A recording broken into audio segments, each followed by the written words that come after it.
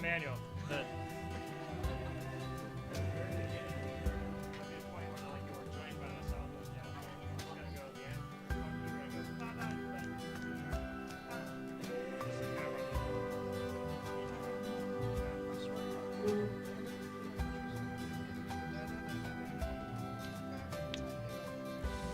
Can we do that one time with you, just so you know what we're doing? Okay, right? One time. Right? Big sound. One, two, three.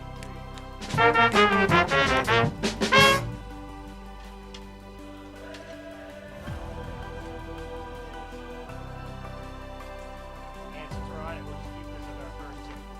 Okay?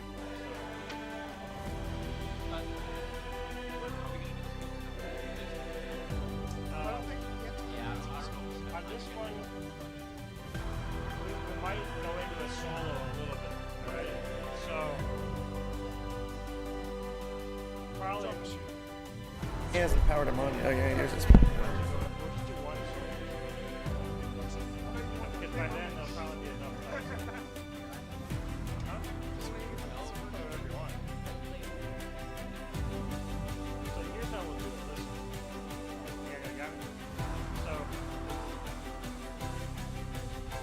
when it goes to us, this will be after the first break. We'll play.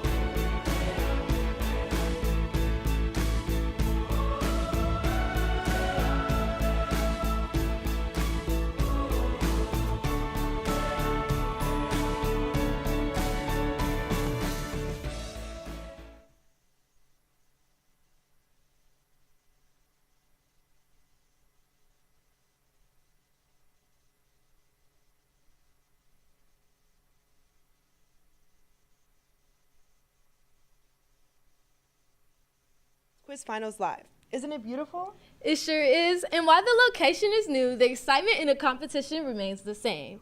We're excited to be with Fort Worth ISD Superintendent Dr. Ramsey. Whiz Quiz is a sport of knowledge. How does this align with your goals for the district? I mean, it's exactly that, right? We want to make sure that our students are well prepared not only for school but for life. And we want to know, if you were on a team, what would be your strength? Would I have a strength? I love to read and I love history, so those would probably be my two. I love it. Thank you for joining us here at Whiz Quiz. We have 3 exciting final matches for you tonight. We begin all the action with McLean facing off against Daggett Montessori. Immediately following the 6th grade match, we will have the middle school finals. In those finals, we will see McLean take on the World's Language Institute. We will end the action tonight with Pasco facing off against Benbrook. So keep it right here because we are about to have a fun night of learning. It's time to get it all started. Let's play Whiz Quiz!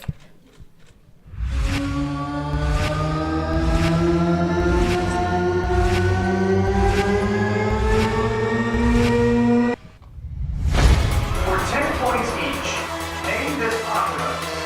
Third bonus question. Now that was a mental workout. Welcome to the finals. Is everybody ready? It's time to play the sport of knowledge. Welcome to the Fort Worth ISD Whiz Quiz. That is correct. Welcome to Fort Worth ISD Whiz Quiz 6th grade finals. I'm Kimora Joseph. And I'm Yana Stimmer. And set to face off for the championship are McLean and Daggett Montessori. And rocking it between rounds, the Southwest Jazz Band Ensemble.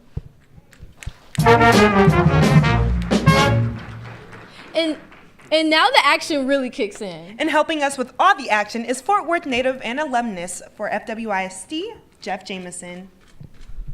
For 16 years, Jeff delivered the weather to thousands of homes across DFW. Jeff currently serves as a pastor at the City Church in West Fort Worth, and his 2 sons attend Fort Worth ISD schools. Here's our moderator, Whiz Quiz alumnus, Jeff Jameson. Take us to round 1, Jeff. All right, guys, thank you so much. It's really nice to be here. It's fun to be back at Fort Worth ISD and Whiz Quiz, and this is going to be a really, really fun afternoon. You guys, I know, have been practicing for a very long time and have achieved a lot to get here. So I'm excited to be here tonight. I want to introduce everyone else who is here at the table with me, and we have someone helping us out in front of me as well. But I want to point out the person who is helping me moderate to my left is Audrey Thomas. She's Fort Worth ISD's Executive Director of Specialized Learning, so thank you for being here. Right in front of me, helping us out with scoring, is the Director of Gifted and Talented Services with Fort Worth ISD and Whiz Quiz Director, Michael Fluchet. So thank you, Michael. To my right is Jason Martinez. He's going to be helping us out with timing. He's at Riverside, and we are really thankful to get this time with all of you guys. But one of the things that we want to know right off the bat is who's up here playing for both teams. And so I'm going to give first Daggett Montessori. We'll start down here to the left and work our way in. Go ahead and introduce yourself to everybody. My name is Nolan. My name is Theo. My name is Ernesto. My name is Gibson Rose. All right, thanks, Daggett. And now we want to hear from McLean 6. So we'll start here to left and go out. So go ahead and introduce yourself. My name's Lillian. I'm Theo. My name is Hunter. I'm Caden, also known as Caden CDC. All right, love it. All right, guys, as you probably know, all the questions are going to be worth 10 points. They are all toss-up questions. After either team answers a toss-up question correctly, we'll have 3 bonus questions to get to after that for the team that buzzes in. Is everybody ready to go? All right, well, let's play Whiz Quiz. We'll start with our first question. The slogan, quote, "It's perfect for camping trips," is used in a 2022 commercial in which this celebrity endorses a flashlight. In a 2022 playoff game against the Buffalo Bills, this player, who attended high school in White House, Texas, led his team on a game-tying drive in 13 seconds to force overtime. Over the last 4 seasons, this player's AFC West team beat the San Francisco 49ers and Philadelphia Eagles to win Super Bowls. McLean 6th. That is correct. Patrick Mahomes is right. All right, so McLean 6, you have the opportunity for 3 bonus questions. Here is the first bonus question. Patrick Mahomes' first league championship game in the 54th Super Bowl, typically designated with this Roman numeral. For 10 points each, what is the 3-letter Roman numeral for 54 that also designates a breakaway golf tour? LIV. That is right, LIV. Here's the next question. The LIV Golf Tour is bankrolled by the Public Wealth Fund of this oil-rich Middle Eastern nation. I defer to Hunter. He didn't answer. Saudi Arabia? That's right, Saudi Arabia. All right, third bonus question. A golfer would score a 54 on a par 72 score if they make this score, equivalent to 1 under par on every hole. Birdie. That's right. All right, way to go, McLean. Let's go to our next toss-up question, guys. A George Schaller book studied these animals, many of which are preserved at the Wolong Center. Due to conservation efforts in 2016, this animal's status changed from endangered to vulnerable. This animal, whose taxonomic name is Aleuropoda melanaluca, is one of 5 species from its family in Asia. Its 1-month gestational period is attributed to its unique diet as a resident of the Sichuan province. For 10 points, what is this mascot of the World Wildlife Fund, an ursine bamboo eater? McLean. Panda. That is right. Giant panda bears is the correct answer. So, McLean, you get the 3 bonus questions. You guys know your football and your bears. I'm proud of you. Here we go with the bonus questions. So for 10 points, answer the following about the effects of climate change on one class of animals. Here's the first one. Pandas are a member of this class of vertebrates, notable for milk-producing glands for feeding their young. Humans are another example of this class. Mammal. Correct. Next question. Due to climate change, many mammals have experienced a significant reduction in the expanse of their living areas known by this term. This term is also used in the title of a classic cowboy song for the location where the deer and the antelope play.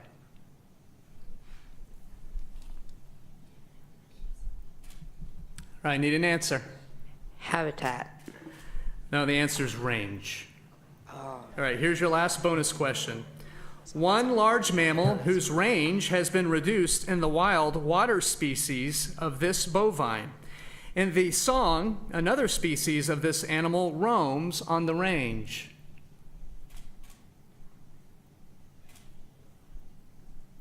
Need an answer? Time.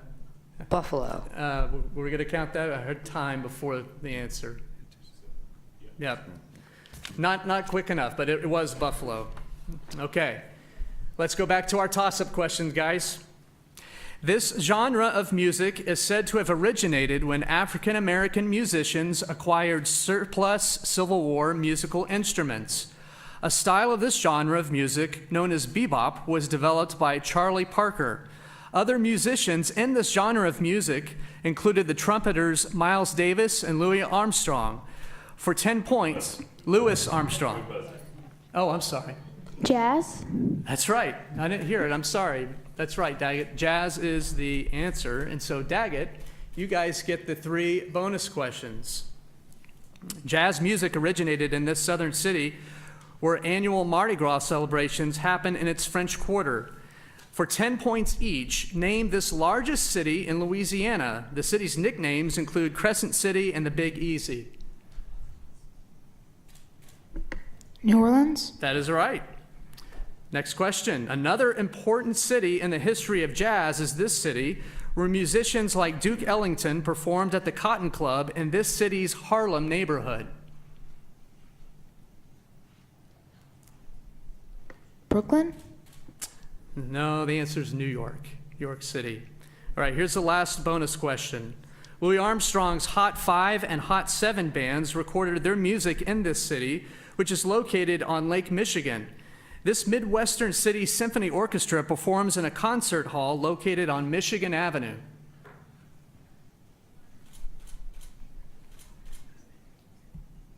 All right, need an answer. Time. Detroit. No, the answer is Chicago. Chicago. Okay, back to toss-up, guys. The Rosetta Stone was discovered during this man's expedition to Egypt.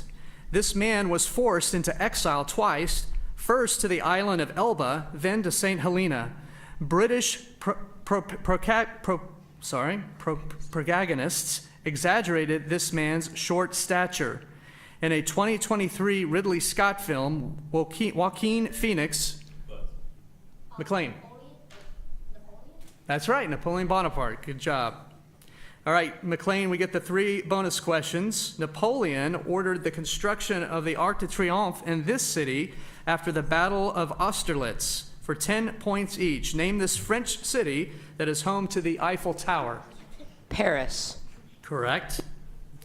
This cathedral is located on an island in the River Seine in Paris. This cathedral was damaged in a large 2019 fire. I defer to Hunter. Notre Dame or Notre Dame. That is right.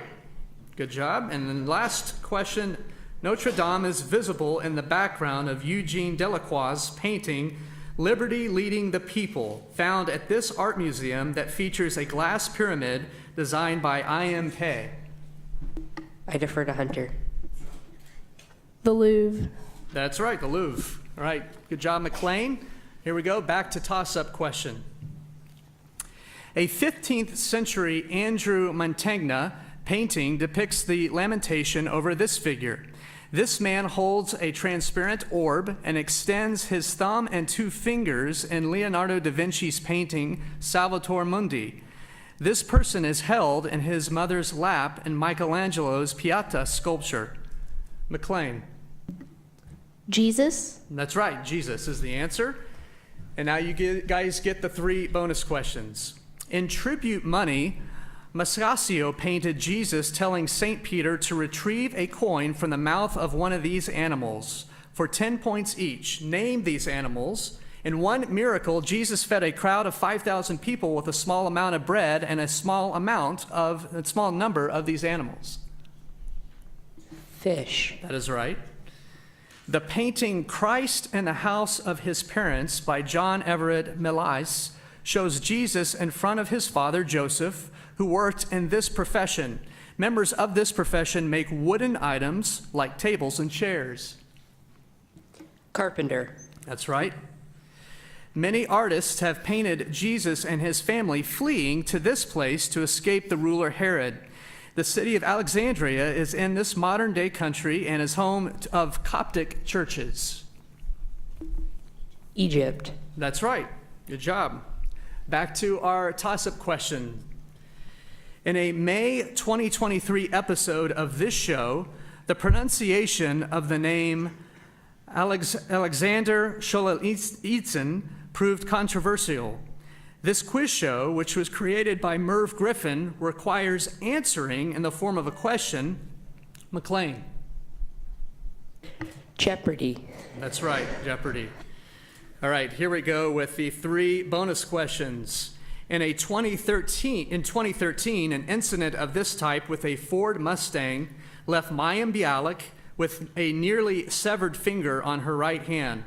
For 10 points each, pop artist Andy Warhol created a series of silkscreens depicting these incidents. These sometimes deadly occurrences are researched with the use of test dummies. Car wrecks. Say it again. Car wrecks. We'll take that, I think. Car crashes, that's right. All right, next question. In May 2023, the website Finance Buzz advertised a job for a claims adjuster to watch all 10 movies in this film franchise and track damages from all the car crashes.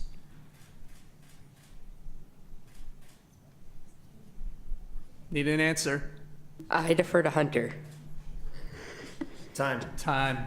Sorry, the answer's Fast and the Furious. All right, last of your bonus questions, McLean. The Fast and the Furious inspired a 2005 animated film featuring this duo, subtitled The Fast and the Fury. This Hanna-Barbera cat and mouse first appeared in the 1940s. Puss Gets the Boot. I defer to Caden. Tom and Jerry. That's right, Tom and Jerry. All right, back to our toss-up. Ernest Marsden and Hans Geiger hypothesized the existence of this atomic nucleus after an experiment in which alpha particles were shot through the foil of this element, a group of 11 transition metal. This electrical conducting element is dense, soft, malleable, and ductile. For 10 points, what is this precious metal used for? Daggett. Gold is right. All right, Daggett, you guys get the 3 bonus questions. For 10 points each, name the states in which gold has been found in the United States. Though today, this state's only active site is the Mesquite Mine, in 1849, a find at this state's Sutter Mill began a gold rush. California. That's right. In 1799, the first American gold rush began in this state when gold was found in the Little Meadow Creek, about 30 miles east of the modern-day city of Charlotte. North Carolina. That's right. And the last bonus question. Today, 78% of American gold production, or 5% of the world's production, comes from this state, which has more than 20 active mines, mostly north and west of Area 51. Nevada. Correct. Good job, Daggett. And then we're back to our toss-up questions, guys. Mozart wrote a set of 12 variations based on the tune of this song. Though not commonly sung, the second stanza of this song begins with the lyrics, "When the blazing sun is gone, when he nothing shines upon." McLean. Twinkle, twinkle, little star. That's right, Twinkle, Twinkle, Little Star. And so now we get 3 bonus questions coming out of that. For 10 points each, answer the following about Wolfgang Amadeus Mozart's compositions. Examples of these musical works by Mozart include The Magic Flute and The Marriage of Figaro. These musical works include music played by an orchestra and arias performed on stage by singers in elaborate costumes. I defer to Hunter. Need an answer, Hunter? Symphonies? No, we're looking for opera. All right, next question. Mozart composed 23 works for a quartet of these instruments. These instruments are played with a bow, and this family of instruments includes cellos, violas, and violins. Bass. No, we're looking for string instruments. String. All right, here's the 3rd bonus question, guys. Mozart wrote many sonatas and concertos for this keyboard instrument. Sheet music for this instrument will include staves for both treble and bass clef. Piano. That is right. All right, back to our toss-up questions, guys. We ready? In 2021, one producer of this commodity, JBS, emitted more carbon than the entire nation of Italy. This industry accounts for 80% of Amazon deforestation. This product requires the husbandry of breeds like Nelore, Hereford, and Holstein that are responsible for about 40% of global methane emissions. The U.S. is the world's leading producer of, for 10 points, what meat, which is considered in the documentary Cows McLean? Beef. That's right, beef or cattle. All right, and now you get 3 bonus questions, McLean. Here we go. In 1992, the Beef, It's What's for Dinner advertising campaign was launched for 10 points each. The campaign uses music from the hoedown section of this Aaron Copland ballad that recalls events associated with bull riding and bronco busting. I defer to Caden. Time. Okay. Sorry, Caden, just I had rodeo. no clue. Rodeo. All right, let's see if we get this one, okay? As Americans were hearing rodeo on the radio, this American city was hosting the world's largest rodeo each March. From 1966 to 2002, this rodeo was held in the Astrodome. Today, it is held at NRG Stadium. Houston. Houston's right.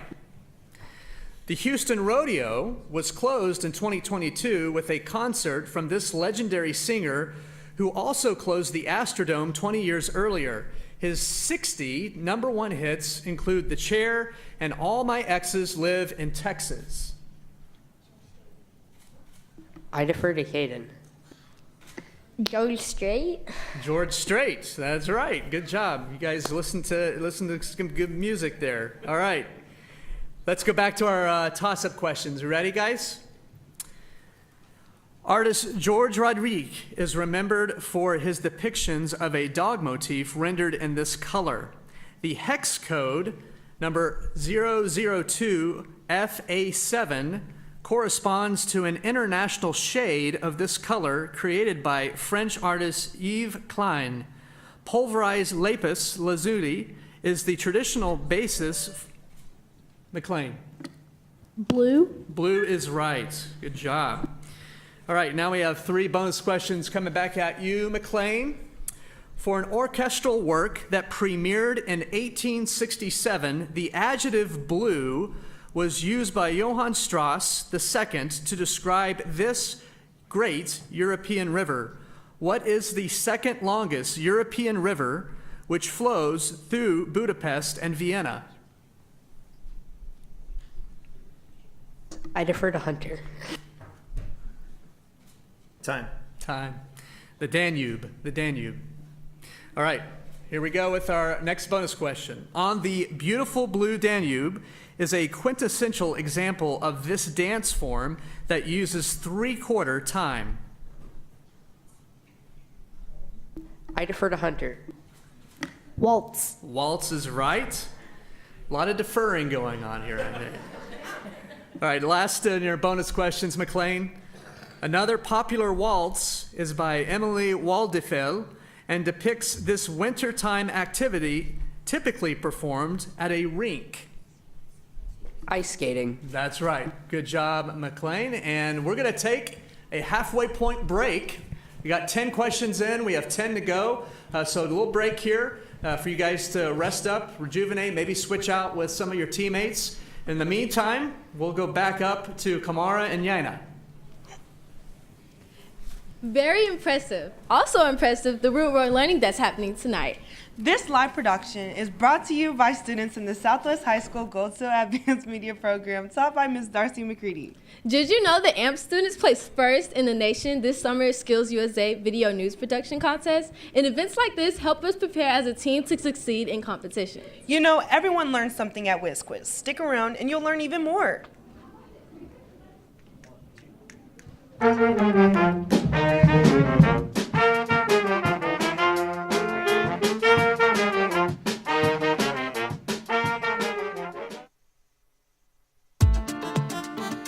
What type of graph is I think my this? special power Right here. is Great helping students find something that they are good at doing and that they love to do too.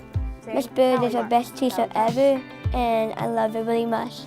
As a special education teacher, one of the things that we really have to do for our students is we have to meet them where they are. She makes learning easy for me. Very good. That's So exactly to connect with my students, the very first thing that we have to do is establish a relationship. Good. To always be there to help them, whether it's a school problem or a home problem or just a I can't tie my shoe today problem. I like math as my most. Hard work gets a reward. We get points to make it more fun. There are some really outstandingly great days, but there are some not so great days. All three of you Nothing guys is ever final.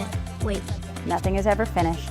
We can the always get up and strategy try that again we the use, next okay? day. that makes my heart really happy. And that's what makes teaching the best job.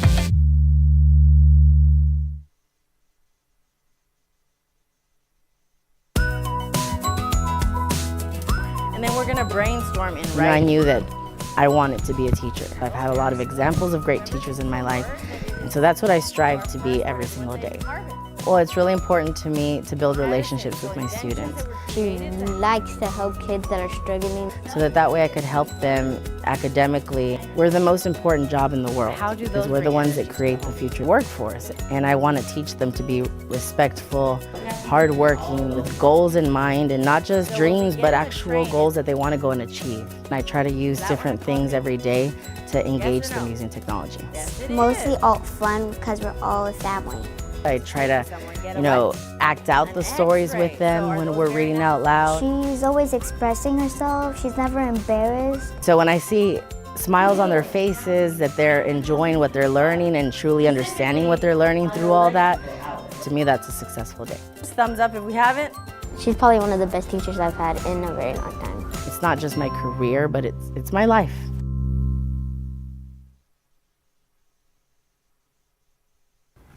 I bring a lot of energy to the table. Reading books, it's so fun, it's so fun. I'm definitely a song singer. I'm not the best, but I do sing a lot of songs. It's so fun. Her enthusiasm is wonderful. Woo! The flowers are fun. The library is supposed to be a quiet place, but I am not a quiet person, and you can definitely see my passion come through whenever I am teaching in the library. She makes reading a lot more enjoyable. That is my job, to get people excited about reading. She always has a big smile on her face. I absolutely love teaching. Big ones and little ones. She always goes over the top. It's so fun. With everything. It's so fun. Yep, that's the point of the song, to get stuck in your head.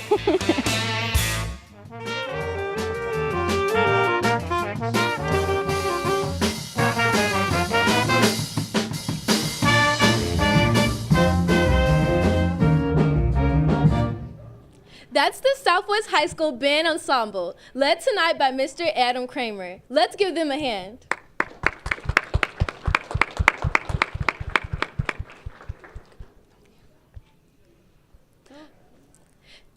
We're here with two of the board members. May you guys please introduce yourselves? I'm Dr. Michael Ryan. And I'm Ann Dar. And I'm going to ask you a question. What do you like about Whiz Quiz, and how does it help our students? I like seeing the kids shine, and they're here to share what they know and educate the rest of us as well on all that they've learned. But I think it's great for students because everybody needs to be a part of a team, and this is a great way to work together and work toward a common goal. So I really enjoy Whiz Quiz. This is great fun. And you?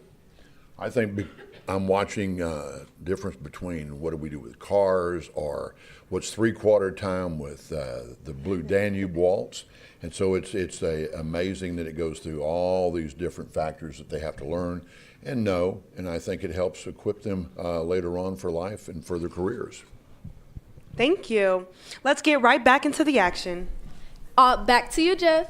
All right, thanks guys so much. We are about to start the second half of our match and want to give you an update on the score.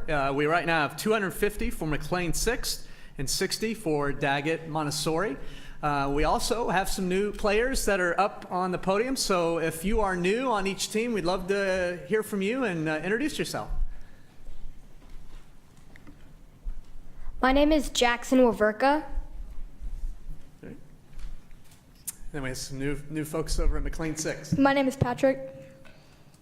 My name is Max. My name is Max. All right. My name is Beb. All right.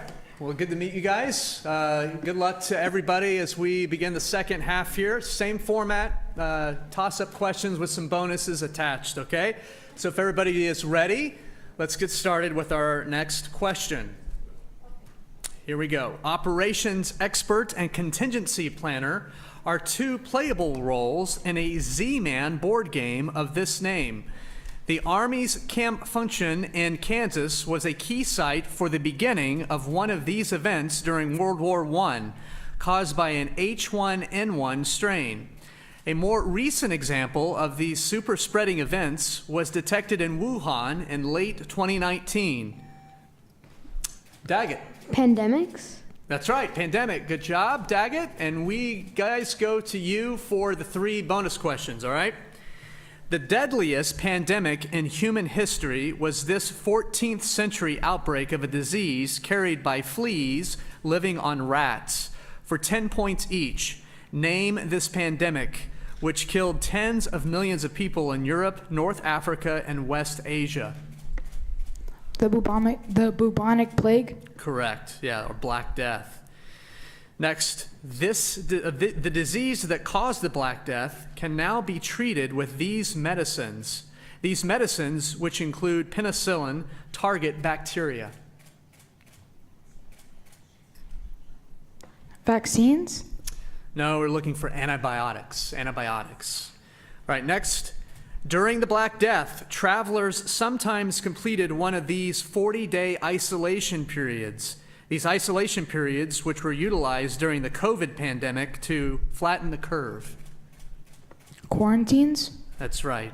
We're all way too familiar with these answers, aren't we? We don't like to think about it. All right, good job. Let's go back to the toss-up question.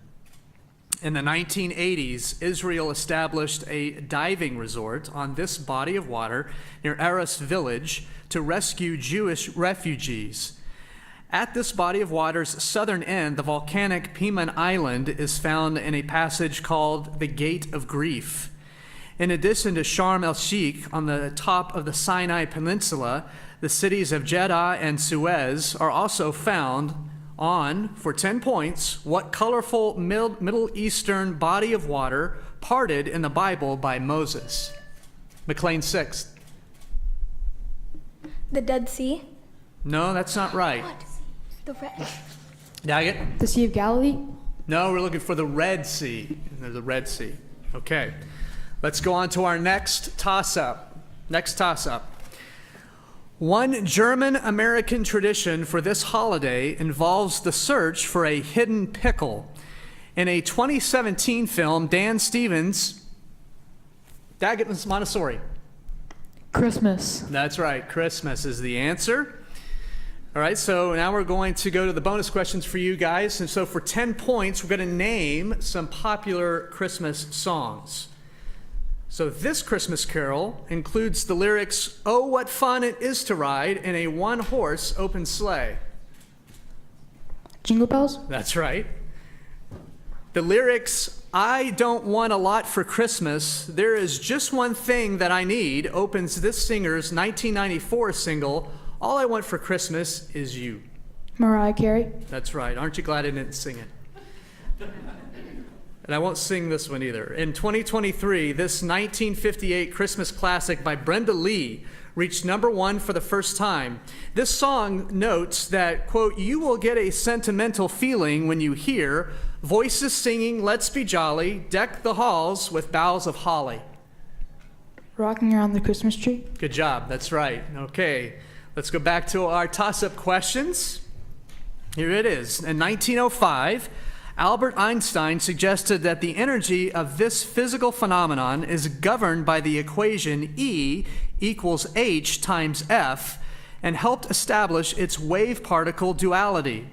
This phenomenon is mediated by the photon, and one band of this electromagnetic radiation is dispersed by a prism, as shown by Newton in his work Optics. For 10 points, name this phenomenon whose visible component is represented by the mnemonic McLean 6th. Rainbow. No, we're not looking for that. So its visible component is represented by the mnemonic Roy G. Biv.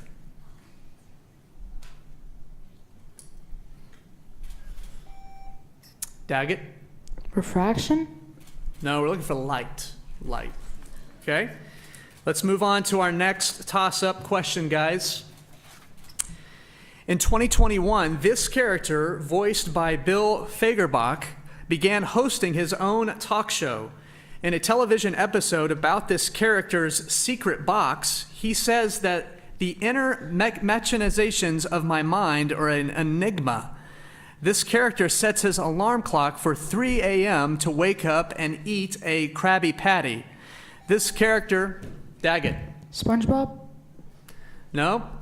Not looking for that. This character lives under a rock next to Squid. Oh, McLean 6th. Yep, Patrick Starr. That's right. Good job, McLean. All right. So we've got our SpongeBob SquarePants. So now we're going to answer the following about the biology of starfish. So for 10 points each, starfish exhibit this radial type, the radial type of this property. Circles have this property since they can be folded in half to produce a semicircle.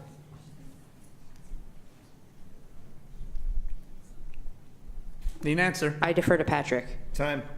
Sorry, we're looking for symmetry. Symmetry. All right. Starfish can be found living in these ecosystems which are built by coral. A Great Barrier, one of these ecosystems, is off the coast of Australia. Coral reefs. We're looking for reefs, yep. Next question. Starfish are this type of animal because they do not have a backbone. Invertebrate. Correct. All right, way to go, McLean 6th. Could I just take a second? If there's anybody sitting in the audience, we need to make sure we are not mouthing or signaling at all to the players up here. Just want to make that very clear. Thank you, guys. Yeah, thank you for help. All right, we're back to our toss-up question. The first part of the Rhind Papyrus includes a table of values decomposed into sums of the unit variety of this class of numbers. The adjectives vulgar and improper can describe different types of these values. Daggett. Fractions. Good job. Fractions is right. So Daggett Montessori gets a shot at our 3 bonus questions. For 10 points each, answer the following about one common application of fractions. Here we go. Fractions representing success over total are used in this branch of mathematics to quantify the likelihood of events. Probability? Correct. All right, 2 answers required for this one. By definition, all probabilities are fractions that fall between these 2 whole numbers representing no chance of success and a guarantee of success. 0 and 1. Correct. And our last bonus question, this specific fraction represents the likelihood of flipping heads 3 times in a row with a fair coin. Please give your answer as a fraction. 1/2. No, we're looking for 1/8 or 1/8. Okay? All right, here we go. Back to our toss-up questions. A roundabout in Warsaw, Poland is named in honor of this soldier. In 2014, the Bridgegate controversy arose when Governor Chris Christie closed lanes on a bridge over the Hudson River named for this person. Different universities named for this president are based on campuses near Forest Park in St. Louis and Foggy Bottom in the District of Columbia. For 10 points, who is this namesake of a state in the Pacific Northwest and the national capital, McLean 6th? George Washington. That's right. Washington is what we're looking for. And so let's continue here with McLean 6 and her bonus questions. The George Washington Bridge connects these 2 states for 10 points each. What are these states whose Bergen County and Manhattan are connected by the bridge?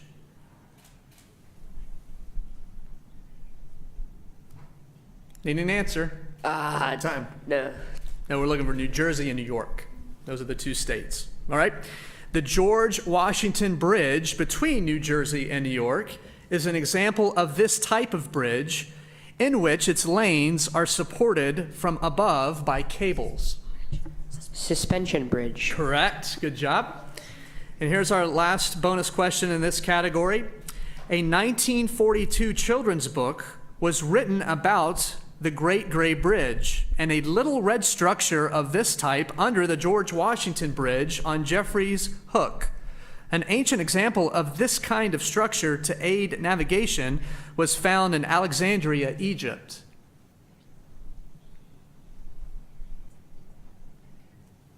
Pyramid.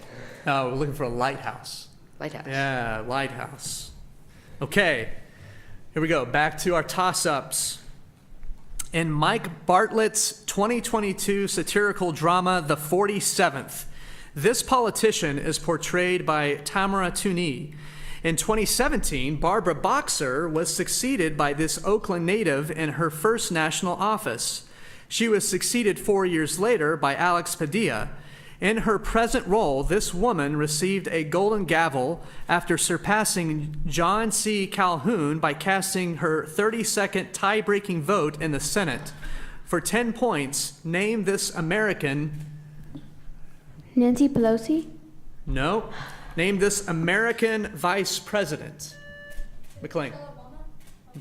Michelle no, Obama? No, look for Kamala Harris. It's Kamala Harris. Okay. Still on our toss-up questions, guys. Ready to go? In 2017, the Event Horizon Telescope photographed a supermassive black hole near the butterfly cluster at the center of this object. Sagittarius, Centaurus, and Perseus name different arms of this barred spiral galaxy, which in 4.5 billion years is predicted to collide with the Andromeda. Daggett. The Milky Way. Correct. Good job. You guys have an opportunity for the 3 bonus questions for 10 points each. Answer the following about Tintoretto's depiction of the origin of the Milky Way. The painting shows this queen of Olympus in the center of his work.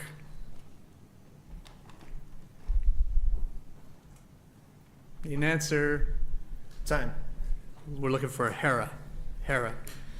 All right, Hera is suckling this infant who would later complete 12 labors at the behest of King Eusebius.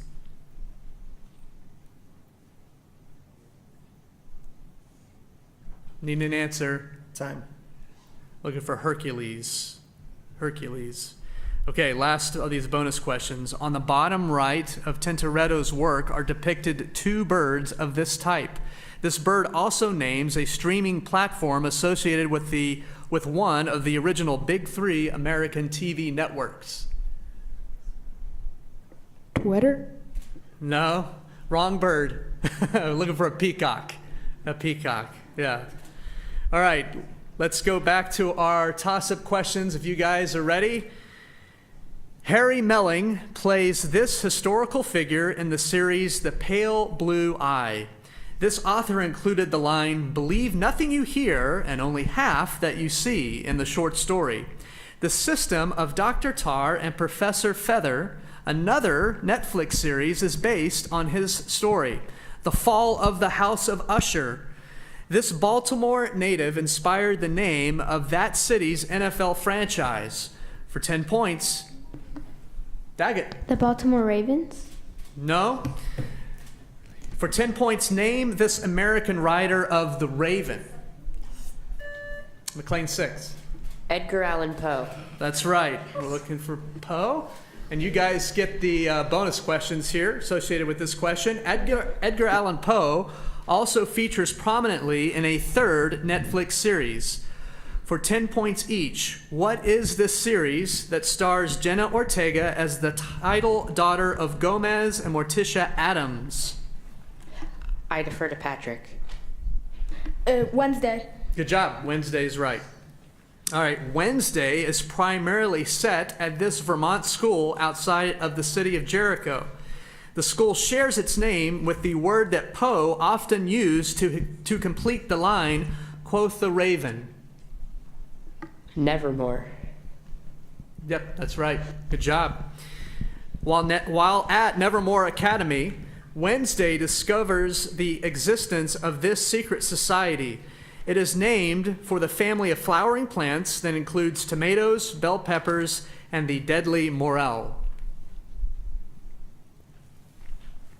No answer. We're looking for Nightshades, the Nightshade Society. All right. Well, guys, you made it to the end. Way to go. Let's give everybody a round of applause. Wonderful job. Way to go. We're going to take the next few minutes to tally up the score, and when we come back, we'll have the winners announced, all right? Let's go back up to you guys. That's the end of the 6th grade finals. While they tabulate the scores, let's have some more fun with the audience. Let's turn it over to our friend Dulce Garcia. Cue the drum roll for... Are you smarter than a Whiz Quizzer? Dulce, it looks like you have some eager contestants ready to go. Thank you so much, Kimura. I'm here with... Christy Stevens. And what school are you supporting today? I'm supporting Daggett Montessori. Well, good luck to them. Are you ready for your first question? I am. The Shawshank Redemption is based on a novella by this American horror and suspense author. He also wrote The Shining and Carrie. Who is this author? Stephen King. Let's see if you're correct. And you're correct. You won this Fort Worth ISD goodie bag. If you don't mind just showing the audience to see what you got. Oh, how nice. Oh, wow. And a really cool notebook. Thank you so much for playing. Thank you.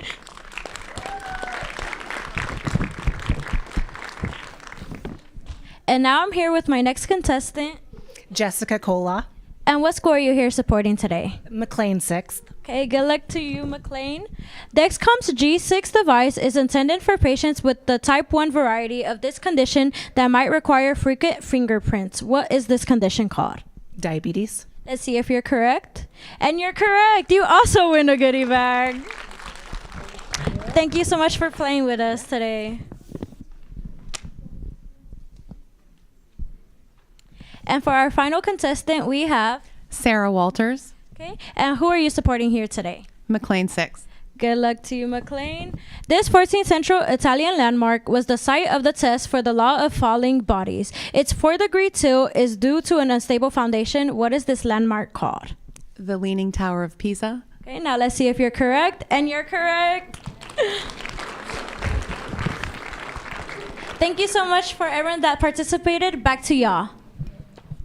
Thank you, Dulce and audience. Great job. The scores are in. Let's get it right to Jeff Jameson, Michael Fouché, and Audrey Thomas. Jeff? Okay, well, this was really fun, really exciting.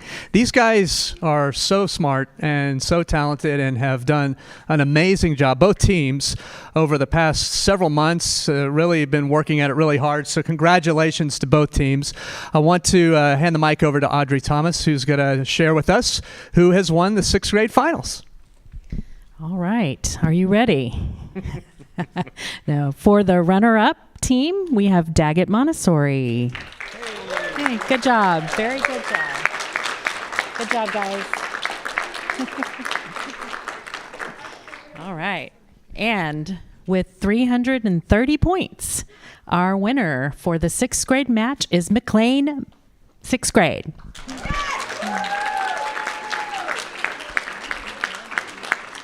Good job, guys. All right, way to go, McLean 6. Way to go, Daggett Montessori as well. Again, you guys, wonderful job. And that's all for the 6th grade finals. Let's go back upstairs and hear from our folks up there. Congratulations to the new champions, McLean. Both teams did an awesome job. Our friends Natalie and Maria will be right back in just a few minutes to host the middle school finals with McLean and the World's Language Institute. Don't go away. There's a lot more action to come.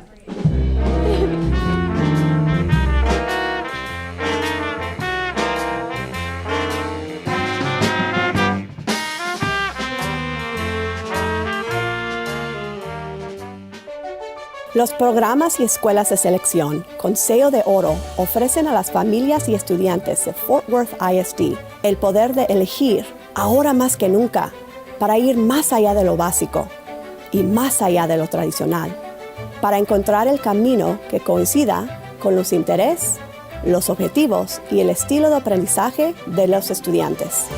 Y solo mira los programas y escuelas que hay para elegir. Tú tienes metas y sueños para tu futuro. Nosotros ofrecemos la experiencia que buscas en una escuela secundaria de tu altura. Los programas de selección de sello de oro de Fort Worth ISD están diseñados para soñadores como tú, los solucionadores de problemas, las mentes curiosas, los creadores de arte y de ideas. Los programas del sello de oro ofrecen orientación experta, aprendizaje práctico, certificaciones, créditos universitarios y socios de la comunidad que apoyan tu aprendizaje. Un gran ejemplo, nuestras academias universitarias, ofrecidas en campus de secundarias de vecindario. Los estudiantes pueden obtener créditos universitarios o un título de asociado sin costo de matrícula. Y en las academias universitarias P-Tech, los estudiantes pueden visitar sitios de trabajo, construir relaciones y desarrollar habilidades y conocimientos en un lugar de trabajo. Nuestros socios enriquecen cada programa con sello de oro, abren las puertas a diferentes carreras y los colocan por delante de la manada. Hay un camino con sello de oro que se ajusta a tu interés, ya sea haciendo de las maquinarias funcionar mejor y vuelan más alto, o mejorando la salud y la vivienda, ya sea sirviendo en las primeras líneas o protegiendo ciudadanos en línea. Trae tus mayores sueños y determinación aquí, donde tú perteneces, en un programa de selección de Fort Worth ISD, tu elección. El ambiente es eléctrico en las escuelas de selección de sello de oro de Fort Worth ISD. Estas comunidades de aprendizaje más pequeñas y bien enfocadas preparan a los estudiantes para la universidad y las carreras de las maneras más innovadoras. Las escuelas secundarias con iniciación a la universidad funcionan la escuela secundaria, la universidad y las carreras profesionales. Los estudiantes asisten a la escuela en el campus de Tarrant County College y pueden obtener un título de asociado sin costo. La escuela secundaria Marine Creek Collegiate se enfoca en un alto rendimiento académico y destrezas para el éxito.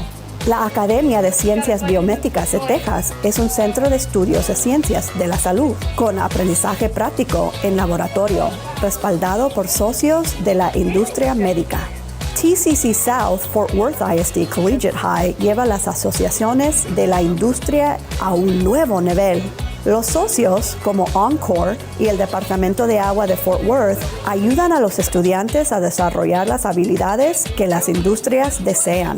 Cada día escolar está lleno de actividad en la Academia de Liderazgo para Varones y en la Academia de Liderazgo para Jovencitas. Los futuros líderes están trabajando aquí, adquiriendo conocimiento, experiencias y carácter mientras desarrollan estrategias por la vida para el éxito.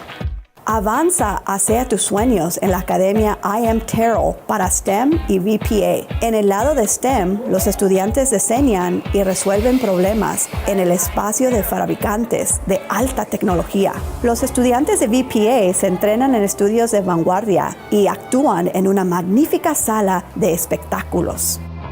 Y las clases de humanidades en IM Terrell elevan el estudio de literatura, historia, arte y filosofía. Imagina aprender 2 o más idiomas, explorar culturas globales o tomar cursos académicos en inglés y español. El Instituto de Idiomas del Mundo es perfecto para estudiantes de programas de inmersión en español y lenguaje dual, así como para todos estudiantes ansiosos para aprender el estilo de inmersión en español. Las escuelas de selección no son solo para niños mayores. Colectivamente, 4 campos de aprendizaje aplicado sirven desde kinder hasta 8º grado. Los estudiantes aplican sus conocimientos para resolver problemas del mundo real mientras investigan el inmenso mundo. Nuestro programa Montessori guía a los estudiantes de kinder a 8º grado en salones de clase de varios grados que son seguros y respetuosos. Los estudiantes trabajan a través de lecciones, interactúan con otros, cultivan la autodisciplina y se adueñan a una temprana edad de su educación. Un gran comienzo para toda la vida de aprendizaje. Aprende más en fwisd.org/selecciones y elige tu camino hacia la universidad, la carrera y logros de por vida.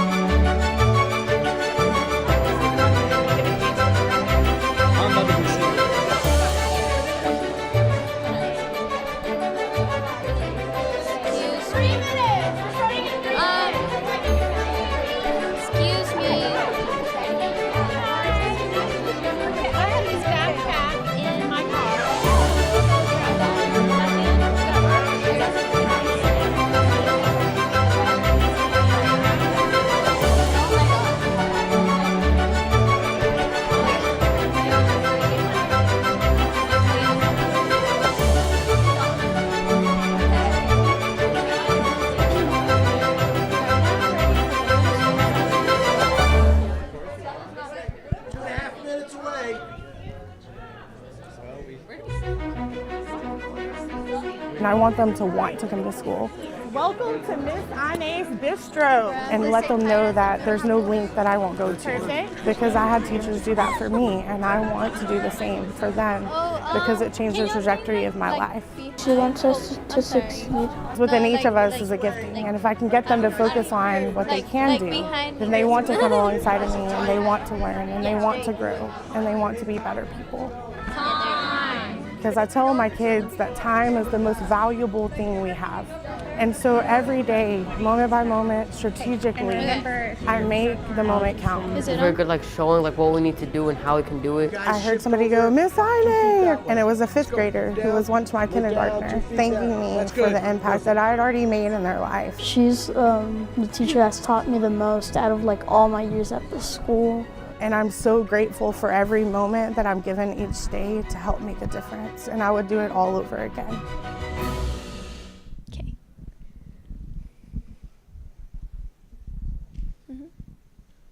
Okay. First will be today with the design. I'm going to give you a chance to, really think through all the ways that you love to play, where you enjoy playing, who you enjoy playing with, and then I'm going to have you draw out all of those ideas and let me know exactly what you would like that experience to be. They actually drew pictures and designed it. It changes colors when you spin it. We're going to be building this new playground on November 13 all the way through November 15. No, make 100, make 100. I'm going to take all of those ideas, put it together, and we're going to then create your new playground. We have 5 more minutes, and then we're going to go ahead and present our ideas. My idea was like a submarine, and in the submarine would be like a kitchen. This is a rock wall that you have to climb. Airplane. These designs are going to be incorporated into the playground for sure, so we are 100% taking all of your ideas.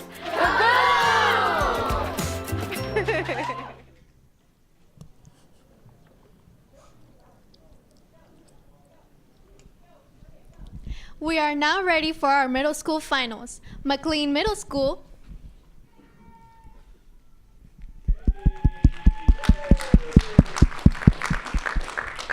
and World Languages Institute. So, let's play Whiz Quiz.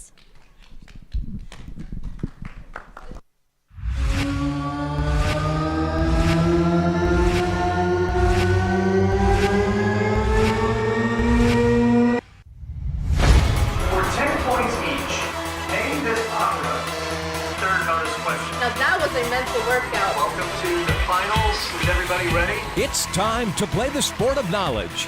Welcome to the Fort Worth ISD Whiz Quiz. That is correct.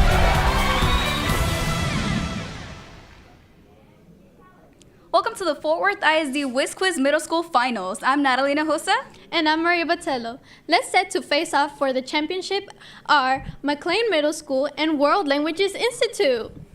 Still rocking it between rounds, the Southwest High School Jazz Band Ensemble. Doing a great job, guys. And now the action really kicks in. So let's get to it.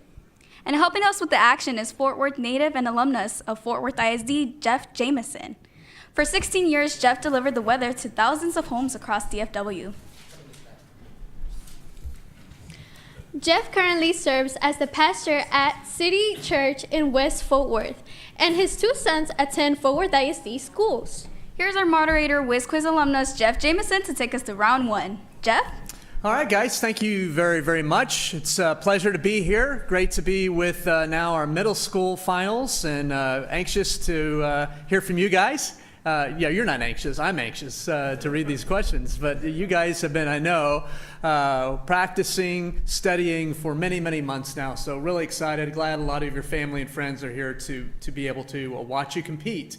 Before we start, I want to introduce some of the folks that are going to be a part of this with me. Helping to moderate is Audrey Thomas. She is the Fort Worth ISD Director of Specialized Learning. She's here to my left.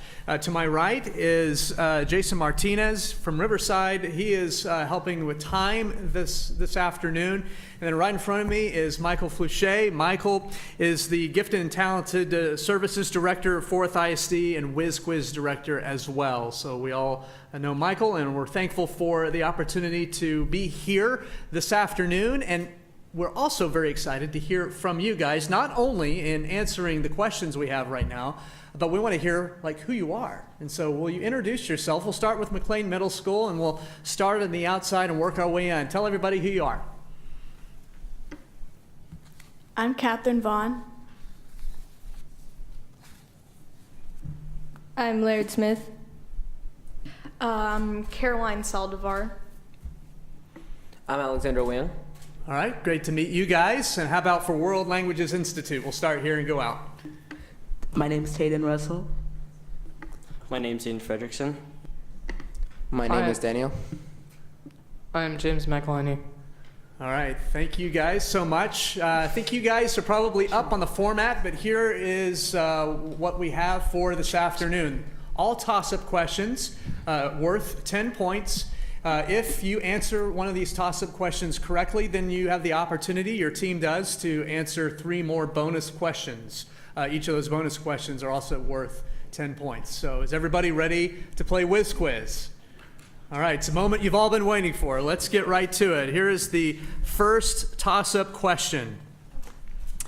In 2023, this university's students debated whether to change its school song, which is set to the music of I've Been Working on the Railroad.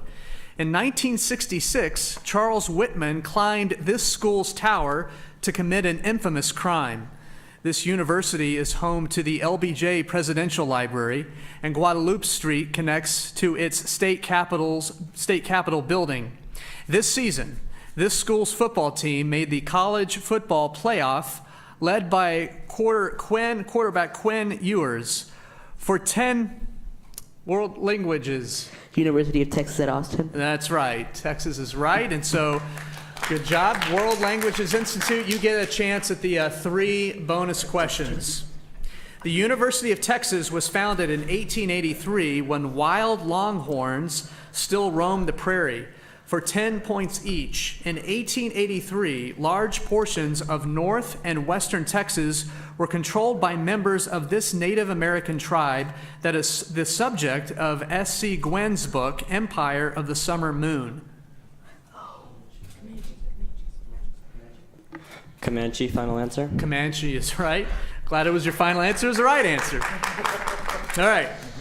Here's the next bonus question. 1883 is also the setting of a 10-episode prequel to this modern Western TV series that follows the Dutton family who live on the namesake ranch in Montana bordering a national park. Yellowstone, final answer. That's right, Yellowstone. All right, last of the bonus questions. Following this war, the Comanche were the subject of military campaigns by William T. Sherman. In the series 1883, James Dutton is depicted following this conflict's Battle of Antietam.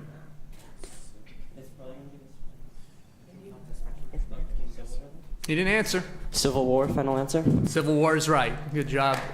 World Languages Institute has the first question, but let's go back to our toss-up questions. Here we go.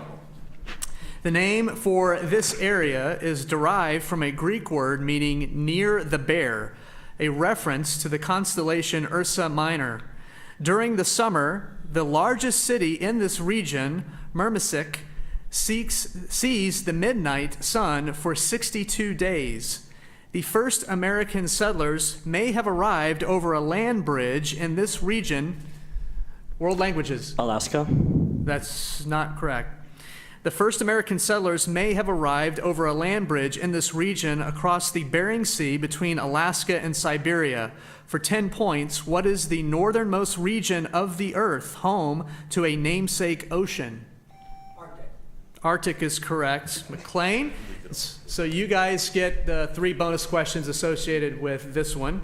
So for 10 points each, answer the following about the Arctic Council, established in 1996 by the 7 nations with territory north of the 66th parallel. The Arctic Council was founded via a declaration made in this Canadian capital city. Its name was taken from the Algonquin word for trade. Need an answer? Quebec? No, Ottawa. Ottawa, Canada. All right, after its establishment at Ottawa, the council adopted the Arctic species of this sly vulpine as part of its logo. Need an answer? Fairy? No, looking for a fox. A fox. All right, here's the last bonus question. Assuming the forthcoming addition of Sweden to the North Atlantic Treaty Organization, this is the only Arctic Council nation not in NATO. Finland? No, it's Russia. Russia.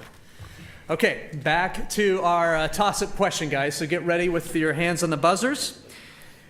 In a 2022 Tess Gunty novel, an enclosure for these animals is used as a metaphor for affordable housing. In a classic 1950 film, Jimmy Stewart's invisible best friend is a 6-foot-tall creature of this type named Harvey. In Of Mice and Men, Lenny dreams of taking care of these animals. World languages. Rabbits. Correct. Rabbit is the answer. And so, world languages, you get the 3 bonus questions. Let's start with this. A giant invisible rabbit provided the central conflict in the film Harvey, which this director once planned to remake for 10 points each. Who is this director that did complete the 2022 semi-autobiographical film The Fabelmans? His earlier films include the first 2 Jurassic Park movies. Need an answer? Arthur. Time. No, we're looking at Steven Spielberg. Just keep your microphone on. Okay. Yeah, everyone keep their mics on in the bonuses. Steven Spielberg's film hero was the director John Ford, who filmed air combat during this 1942 Pacific battle.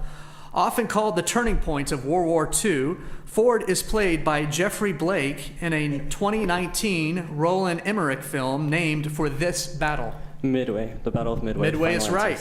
Good. All right, here's your last bonus question. This is it. In The Fabelmans, this other director was cast as Ford. This director, whose own works include Mulholland Drive and Twin Peaks, completed a 2002 compilation horror film called Rabbits. He shares his surname with the actress who played Luna Lovegood in the Harry Potter films.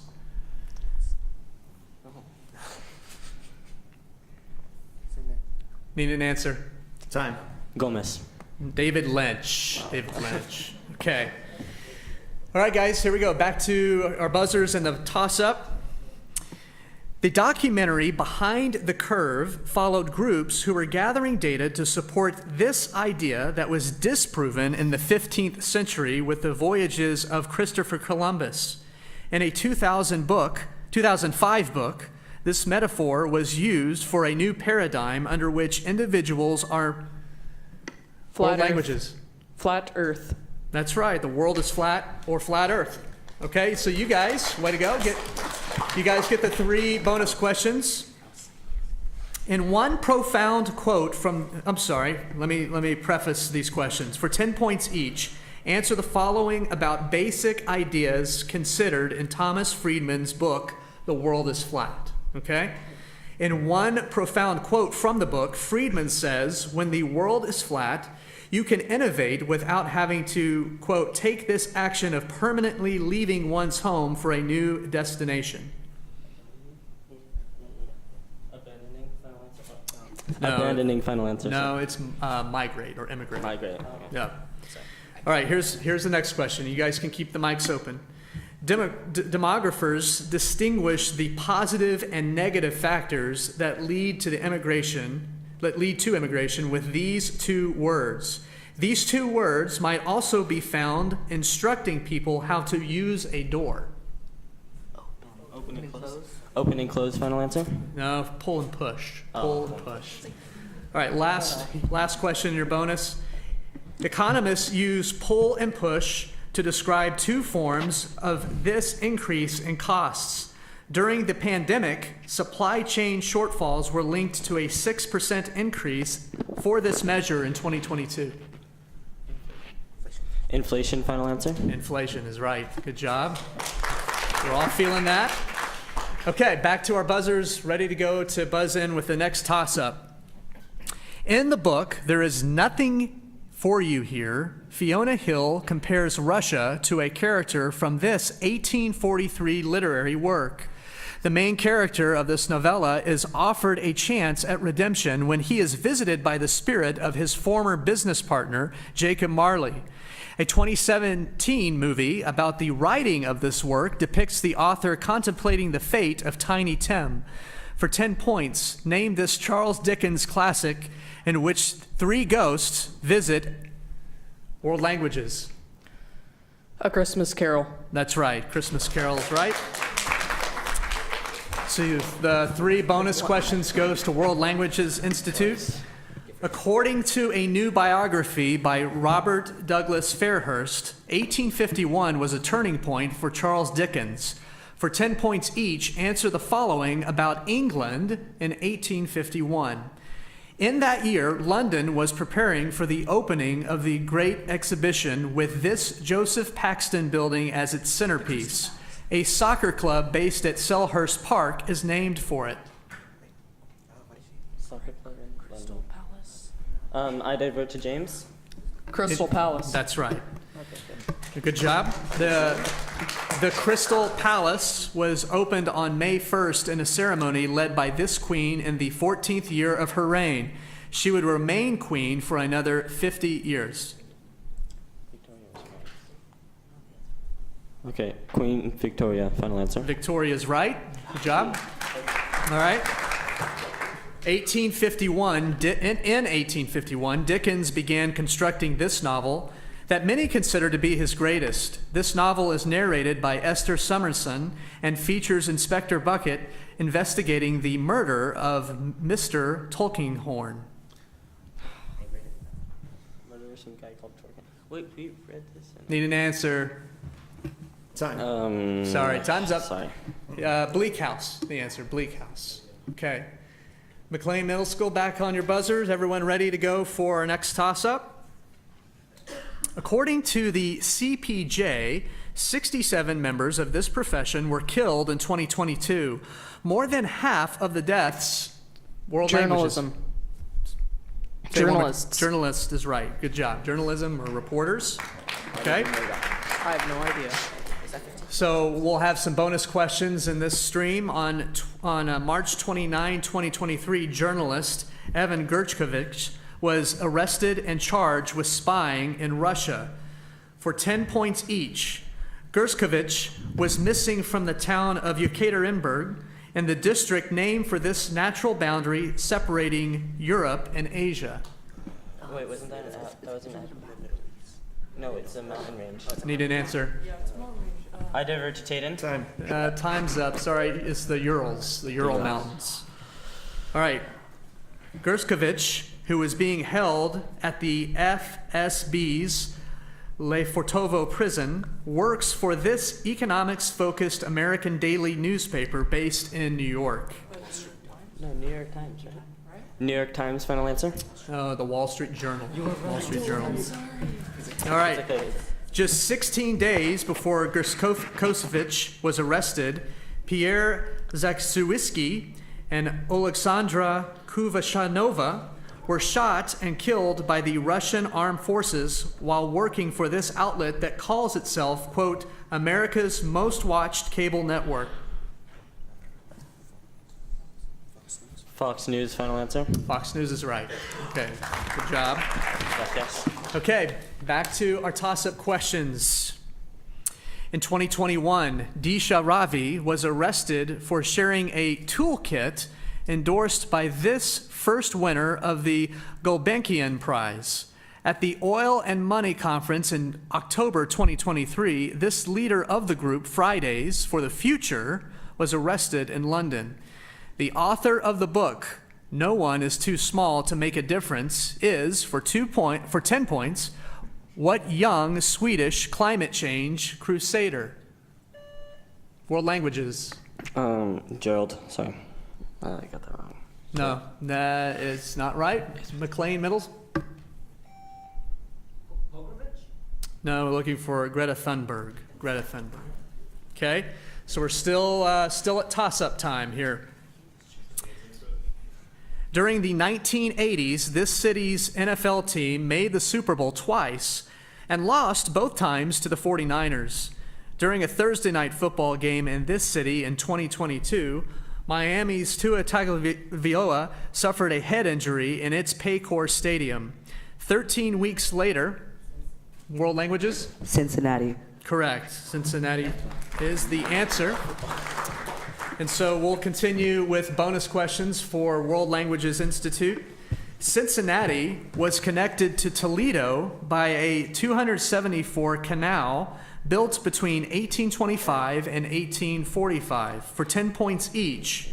The canal connected Cincinnati to this smallest Great Lake, which itself is connected to the Hudson River by a namesake canal.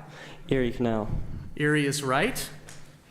The Miami and Erie Canal was built largely by immigrants to the United States from the area that is now this Central European nation.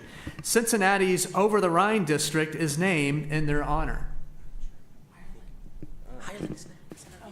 Need an answer? Germany, final answer. Germany is right. All right. In the 19th century, Cincinnati was known as the American center for this commodity before Chicago took over the distinction. Carl Sandburg's poem, Chicago, references the city as providing this food to the world. Beef, final answer. Nope. The other white meat, pork. Oh. Okay. Let's get back to our buzzers for the next toss-up. One type of these conveyances inspired Pacific 231, a symphony by Arthur Honegger. René Magritte's Time Transfixed shows one of these vehicles emerging from a fireplace. In the painting Gare Saint-Lazare, Claude Monet depicts an example of this mode of transportation arriving at a smoke-filled rail yard. For 10 points, name this Industrial Revolution symbol. McLean. Train is right. Trains are locomotives. All right, McLean Middle School, you have the bonus questions. So here we go. A train traveling through Yugoslavia is the setting for this mystery centering on the death of kidnapper Samuel Ratchet. For 10 points each, Kenneth Branagh starred as the detective Hercule Poirot in the 2017 film adaptation of a mystery named for this train route across Europe.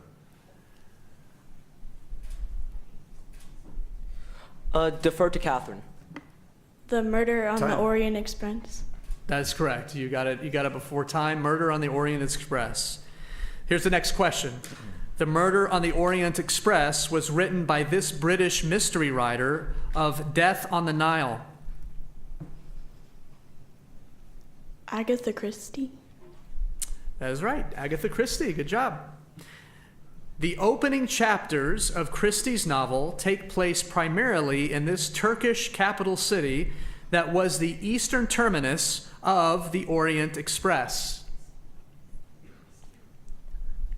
Istanbul. That's right. Good job. Sweeping the bonuses there. McLean, and now we are back to our toss-up questions. So guys, hands on the buzzers. Here we go. On December 23, 2021, President Biden signed a bill to help a group from this nation that is the subject of the Caracas list. That group primarily lives in an autonomous area bordered by the Kunlun and Tian Shan ranges in this nation's western portion. That Muslim group mostly live... Palestine. No, that is not right. Sorry, I didn't hear the buzzer, too. So I'll continue the question.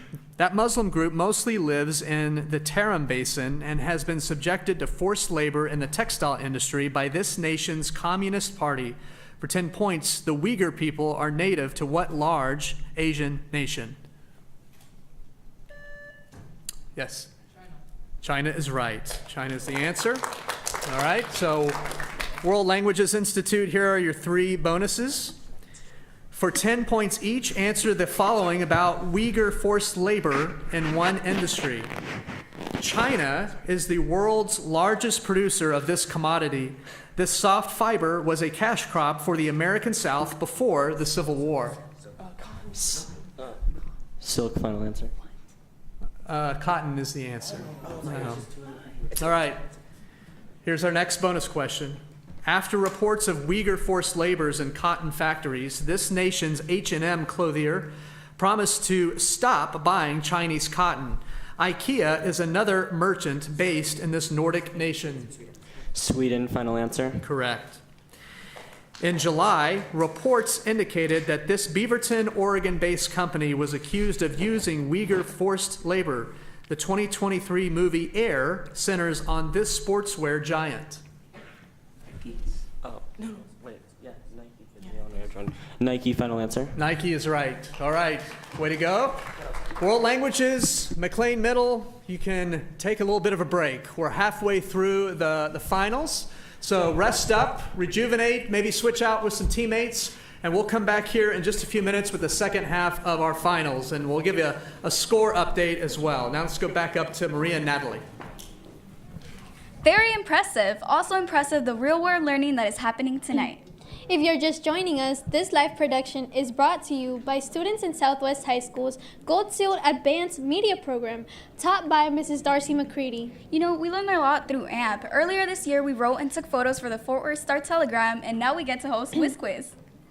This is so much fun. I know. Stick around. The fun has just gotten started.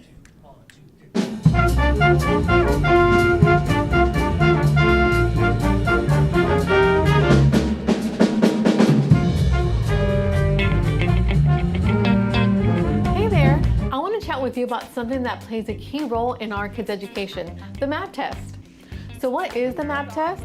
MAP stands for the Measures of Academic Progress, and it's a computerized test our kids take that helps us understand how they're performing in reading and math while they're in kindergarten through 8th grade. And it even tests their science knowledge in 6th through 8th grades. Let me tell you how it works. Students receive questions, and if they get the answer correct, the next question is slightly harder. If they miss the question, the next one is a bit easier. This keeps going to identify exactly where our student is in their learning journey. The scores are tracked over time so we can see our kids' learning growth. Teachers are able to use this information to make sure our students get the instruction and attention they need based on their scores. Now, you might be thinking, this is great, but how can I support my child? There are many simple ways to help your student, such as reading to them or letting them read to you for 20 minutes a day. Explore the magical world of Mayan, a digital library that in English and Spanish, or dive into Lexia, which offers reading plans built specifically for your child. And of course, a good night's sleep is crucial. Fort Worth ISD is excited that we're able to provide so many different supports for our students that are outside of the classroom. Some of these supports include after-school tutoring, teleteachers, but we also have supplemental support in arithmetic and literacy with Lexia, Core 5, and Dreambox. We feel that these supports can really establish ourselves as the district of choice. In order to support you and answer any questions you may have on these amazing supports that we can provide, we encourage you to reach out to the very best people that can support that charge, our teachers and our campus principals. They are readily available to answer any question and to provide the guidance and support that you may need in our mutual compact to support the needs of your child. Remember, together we create the most supportive and uplifting environment for our children to soar high. Thanks for joining me, and let's make learning a joyful journey for our little stars.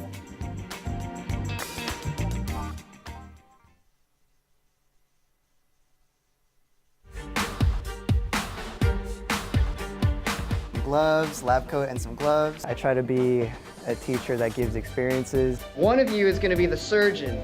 Try to give something for students to remember. Outside in, what's going to come out? Somebody else that'll stick with them for a lifetime. The thing that impresses me most about him is his ability to explain topics even when someone might not be able to understand it. He gives us the ability to express what we want in the learning environment, also outside the learning environment. To have choice in life is actually power. If you could develop choice, like in terms of getting a higher SAT score, higher grades, and that gives you the choice between community college or university, that's what we aim to do to empower your own lives. Reaction. You should have a pulse on what the kids are kind of intrigued by, and you could use that as a way to teach the students. It makes you want to learn, even on your worst days. Yeah, he's special. He's like a friend to me. Absolutely love teaching. Yeah, there's no other words for it, just love it.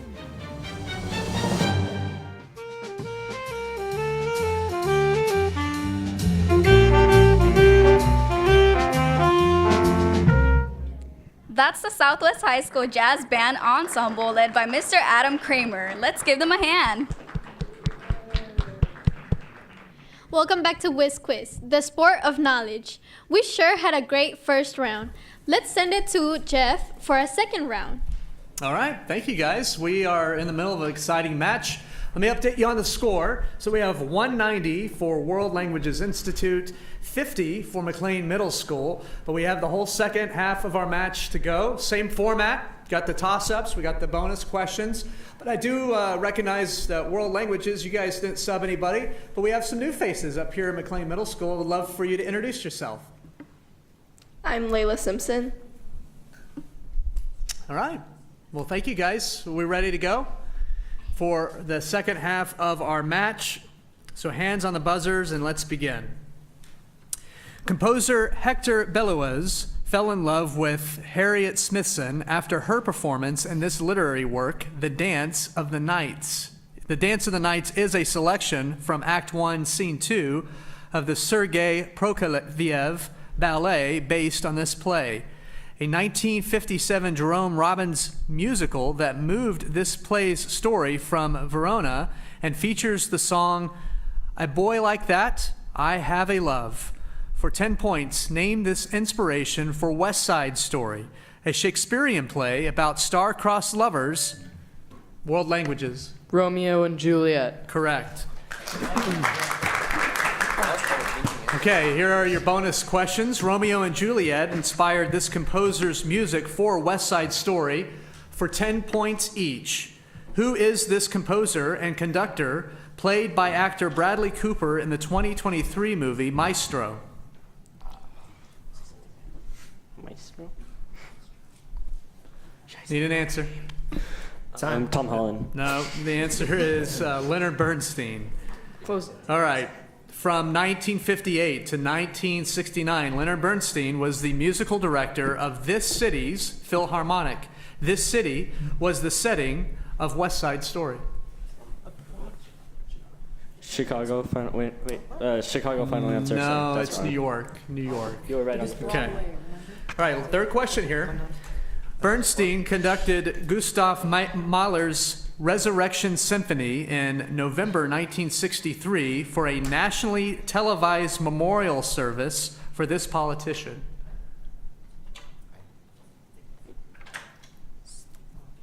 Need an answer, guys?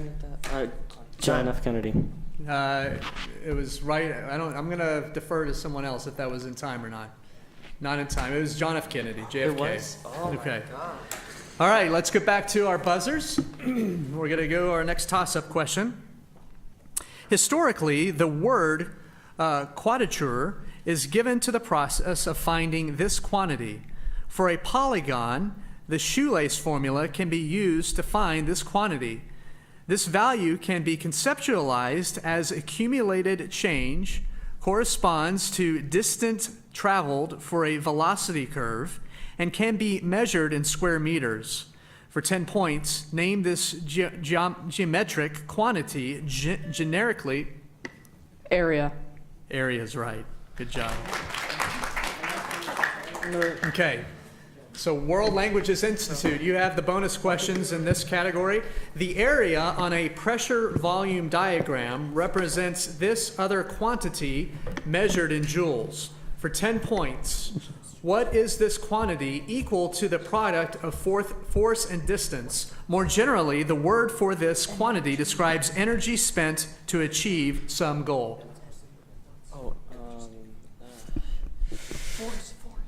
Current Answer. final answer. The answer is work. It was work. Okay. We're all wrong.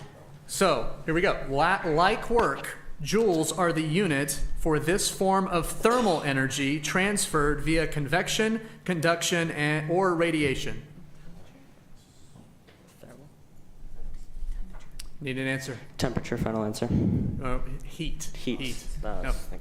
All right, another unit of heat is this one, used to describe the amount of energy necessary to burn off food servings.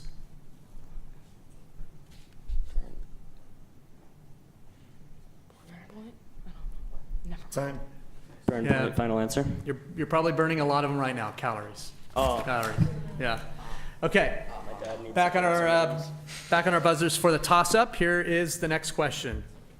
In the first movie, in which the character with this nickname appears, he sits atop a piano as his father sings "Great Balls of Fire."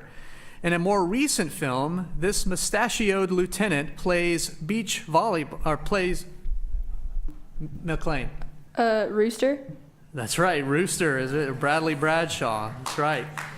Okay, so you guys have the bonus questions, McLean. Here we go. In June 2022, the makers of this hot sauce with a Rooster logo announced that they would pause production due to the shortage of chili peppers. For 10 points each, what is this ubiquitous Haiphong Foods red sauce in a bottle with a bright green cap? Hot sauce? Sriracha. Okay, well, yeah, it's sriracha. We'll count that. Hot chili sauce. All right. The name sriracha derives from a town in this Southeast Asian nation where Thanam Chakapak first prepared the sauce in the 1940s. Vietnam? No, Thailand. It's Thailand. All right, last bonus question. The last ingredient in sriracha is a coloring agent derived from this spice central to Hungarian cuisine. Paprika? Paprika is right. All right, good job. All right, we're back to our bonus question, or I'm sorry, our toss-up question, so hands on your buzzer. Here it is. The 2008 Nobel Prize in Chemistry was awarded to a team of scientists for their discovery in jellyfish of a fluorescent protein of this color. P680 and P700 are molecular dimmer photosystems found in a pigment of this color. These photosystems are integral to light reaction portion of photosynthesis. McLean? Green. It's green. Yes, that's correct. Good job, McLean. So you guys get the bonus questions again here. For 10 points each, you're going to name the authors of literary works with titles including the word green. So here's the first one. Sam I Am is the central character in this children's author's 1960 work, Green Eggs and Ham. Dr. Seuss? Dr. Seuss is right. Good job. All right, next. This American outdoorsman author published a nonfiction work called Green Hills of Africa. His fictional stories set in Africa include the snows of Kilimanjaro. Defer to Lard? Need an answer? Laird. Time. It was Hemingway. All right, here we go. This author included the story The Green Door in his collection, The 4 Million. That collection also included his Christmas story, The Gift of the Magi.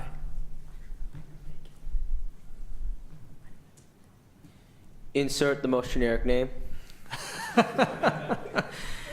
Maybe not the most generic name, but it was O. Henry or William Sidney Porter. Okay?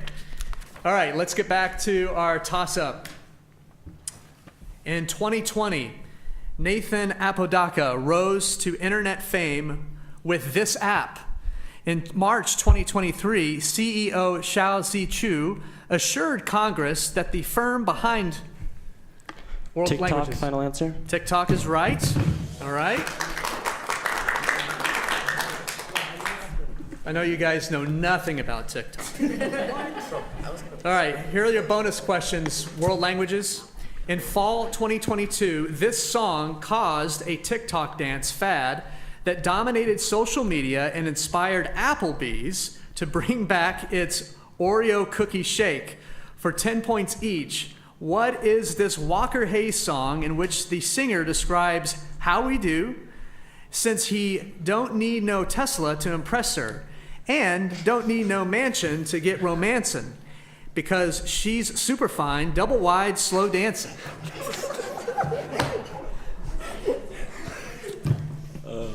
Shake it off. No. All of that was worth the price of admission, wasn't it? Just to hear me say that. It was fancy-like. Fancy-like. All right, next bonus question. Alongside the Oreo cookie shake, fancy-like references a steak entree named for this specific site in New Orleans, famed as the center of entertainment year-round, as especially during Mardi Gras. Bourbon, final answer.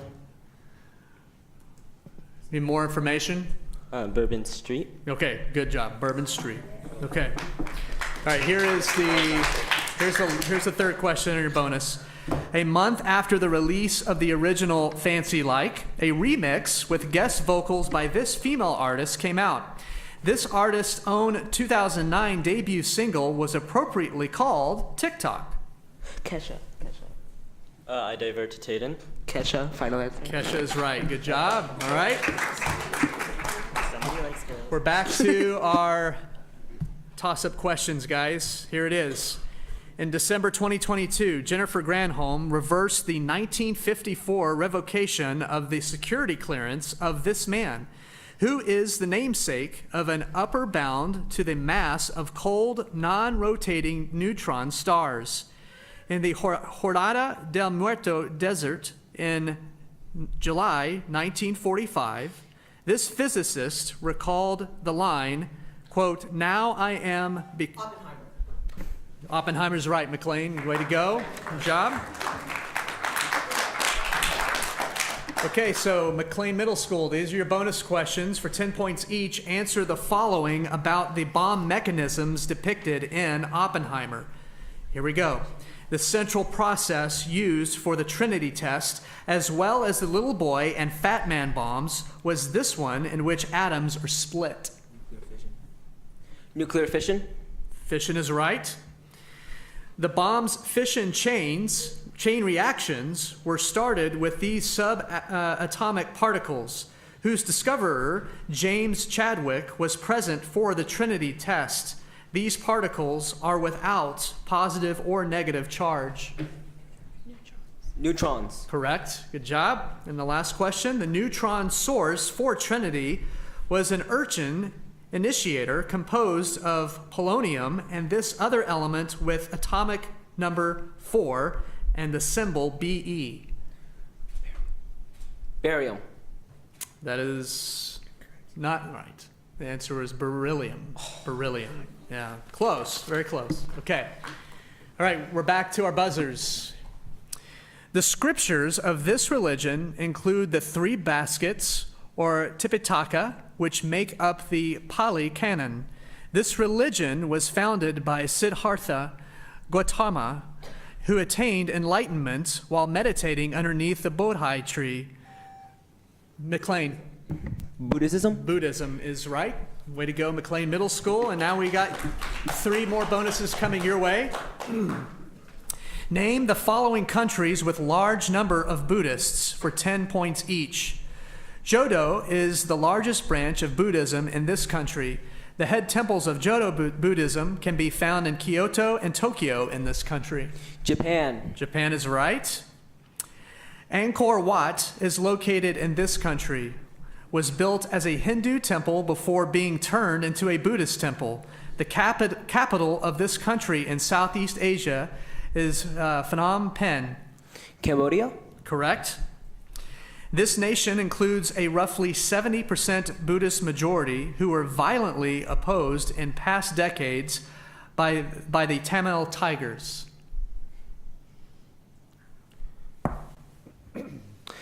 Vietnam? Need an answer. No. Sri Lanka. Sri Lanka is the answer. No. Okay, here we go. Back to our toss-up. This character inspired the 1922 film Nosferatu and in 2023 was portrayed by Nicolas Cage in the 2023 film Renfield. In the 2023 horror film, The Last Voyage of the Demeter, this character hunts the ship's crew. McLean Middle. Dracula? That's right. Count Dracula is the answer. Good job. Okay, so McLean Middle School, back to our bonus questions. For 10 points each, name these other monsters from literature. In a novel by Mary Shelley, a doctor named Victor with this last name is called the modern Prometheus for bringing a monster to life. That monster is often referred to by this same name. Frankenstein? Right. In Homer's Odyssey, one of these monsters, named Polyphemus, throws large rocks at Odysseus' crew. These giant monsters have only one eye. Cyclops. Correct. In the legend of Sleepy Hollow, Ichabod Crane is pursued by a horseman who does not have one of these body parts. The horseman throws this body part at Ichabod Crane to knock him off his horse. Head. Head is right. Way to go, sweeping the bonuses, McLean Middle. Okay, both teams, we're back on our buzzers for the next toss-up. A fractal called the lute of Pythagoras is made of one example of these figures with three 108-degree angles. World languages. Triangles. No. These figures that are alternatively called deltoids include two pairs of congruent adjacent sides. Stability for aircraft shaped like these figures is provided by bisecting perpendicular diagonals. For 10 points, name this quadrilateral and namesake of simple aircraft that might be flown in a park on a windy day. The kite is right, McLean. Okay. We are now going to bonus questions, answering the following questions about flying kites. So like airplanes, kites fly when this upward force is greater than the opposing drag force. This name is also a synonym in some English-speaking nations for an elevator. Lift. Lift is right. Okay, this six-letter term is used to refer to the flexible cord that is used to tow a kite. This word is also used to describe a playground game that uses a ball attached to a pole. String. No, looking for tether. A tether ball. All right, here's the third question. Kite principles apply to the flight of these manned aircraft without motors. These aircrafts are used to name sports prefixed with hang and para. Parachutes? No, we're looking for gliders.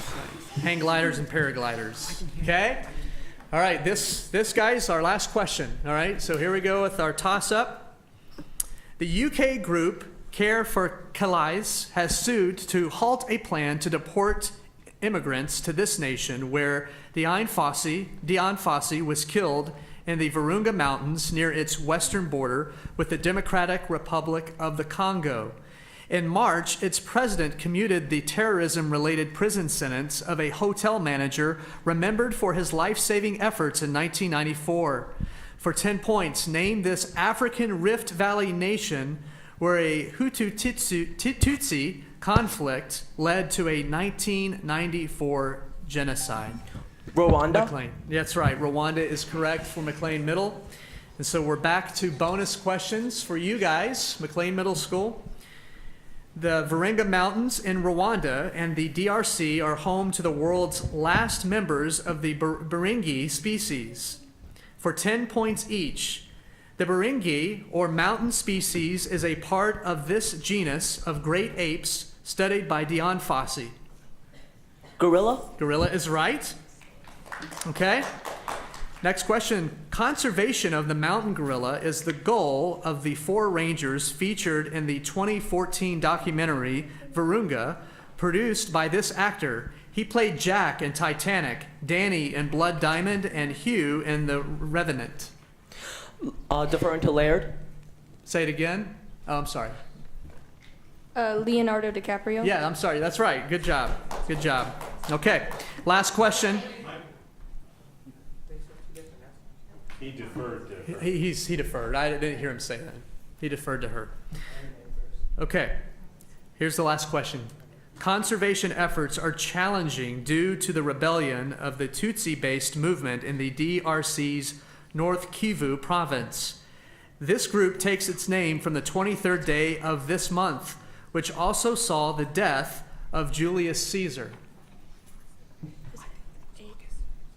August? March. It is March. Okay. Take a deep breath. Everyone give them a round of applause. They've made it to the end. And what we are going to do now is take a little bit of a break to tally up the final scores, and we'll be back in just a bit.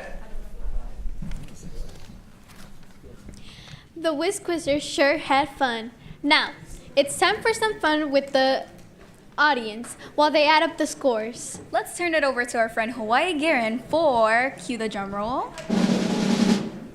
Are you smarter than a Whiz Quizzer? Hawaii, looks like you have some eager contestants ready to go. Yes, I do, and thank you, ladies. I'm here with... Hi, Christian Simpson. And who are you supporting today? I'm here supporting Layla Simpson. Woo!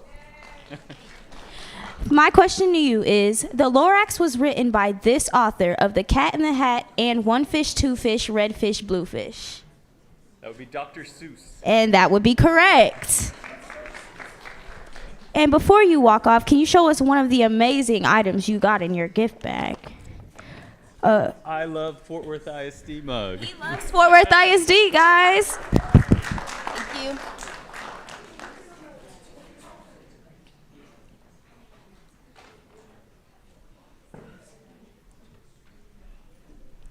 Hello, who are you? Edith, and I'm supporting WLI. Ooh. North Carolina is the setting of this 2018 Delia Owens novel, which tells of the murder of Chase Andrews and the coming of age Kaya Clark. Would you like help from the audience? Would you like to accept that answer? Where the Crawdads Sing. Where the Crawdads Sing. And that is correct.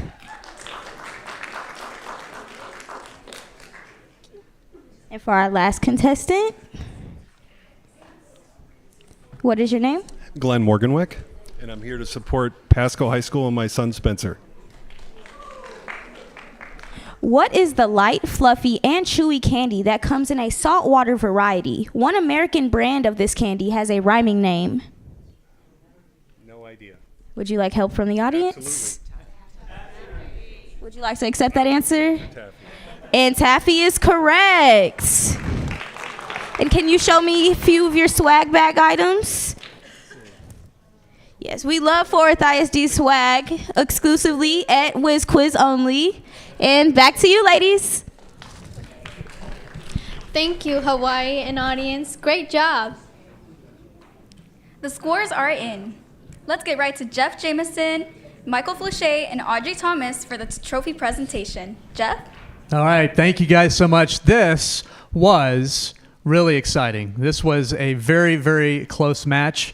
Great job, both McLean and World Languages. You guys did so well. I know you've worked so hard. I want to turn it over to Michael Flouchet and Audrey Thomas with the announcement of our runner-up and our winner. All right. Here we go. The runner-up, so close. The runner-up is World Languages Institute. Congratulations. Great job. Guys, good job. Let me say that. Okay. And our winner of our match, we have McLean Middle School. Great job. It literally came down to the last question. But let's say it again. Great job to both teams for an amazing match. Let's hear it for both teams, everybody. Yeah. Thank you, parents and friends and family. Let's head back up to you guys to wrap it up. Congratulations to the new champions, McLean. Both teams did an awesome job. It's been a great night. For all of us at FWISD, thank you for supporting our students. Follow us on all our social media. Please be sure to keep it right here. We are just moments away from the high school finals. I can't wait to watch the Pasco and Benbrook finals match. We will be right back with more Whiz Quiz right after the teams get set. Don't go anywhere.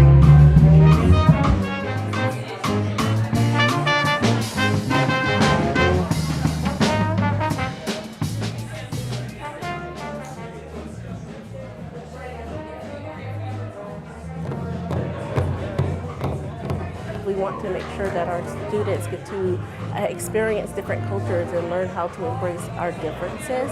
Our students get to explore the storytelling and get to learn about the rich culture of the Native American. Currently, we have 312 students identified district-wide in a variety of tribes. I'm hoping that the kids and the community learn the Native American culture and learn that Native Americans are still around today.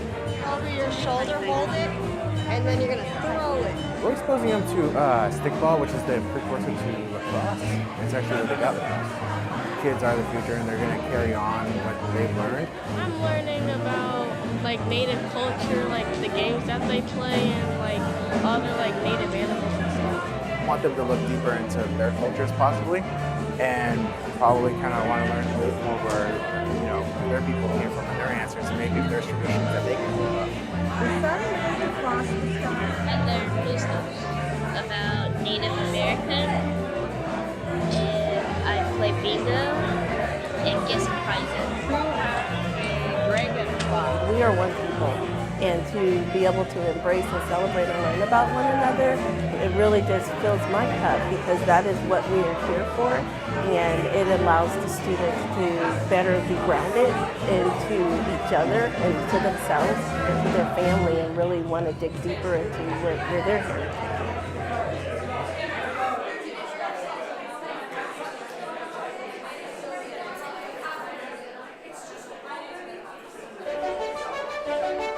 Fort Worth ISD's Gold Seal programs and schools of choice offer families and students the power of choice, now more than ever. To go beyond the basic and beyond the traditional, to find the pathway that's a match to a student's interests, goals, and learning style.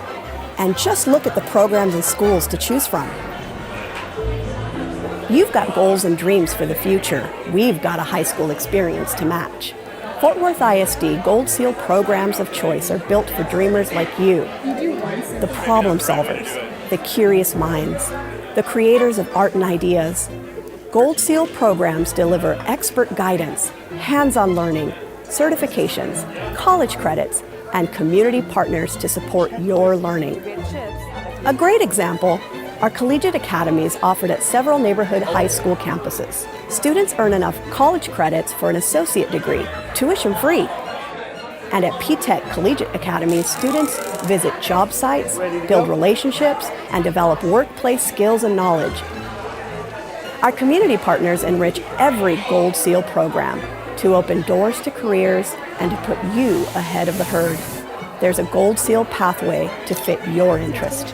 Whether it's making machines run better and fly higher, or improving health and housing. Whether it's serving on the front lines or protecting citizens online. Bring your biggest dreams and determination here where you belong in a Fort Worth ISD program of choice. Your choice.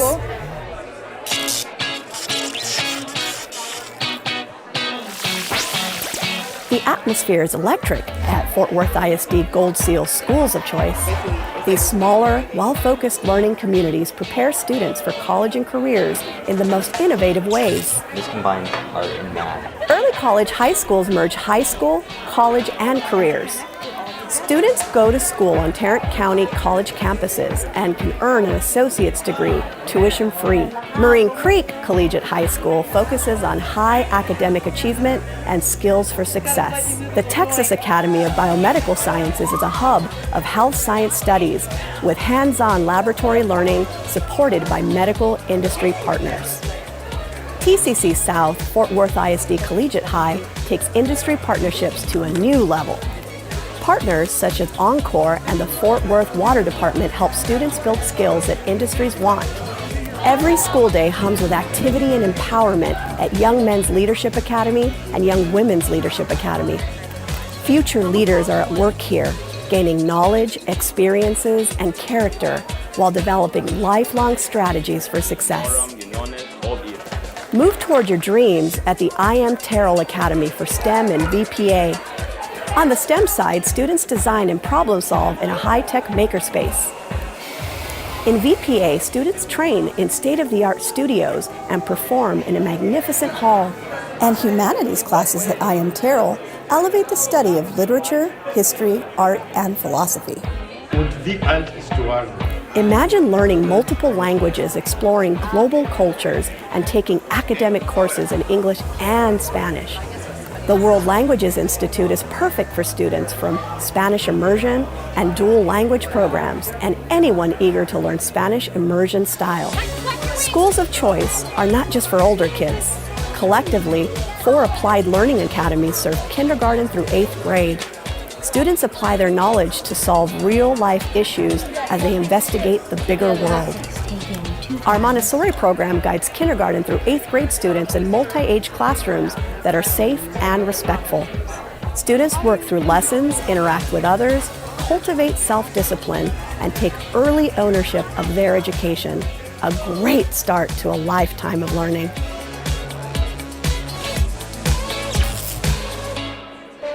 Learn more at fwisd.org/choices and pick your pathway to college, career, and lifelong achievement.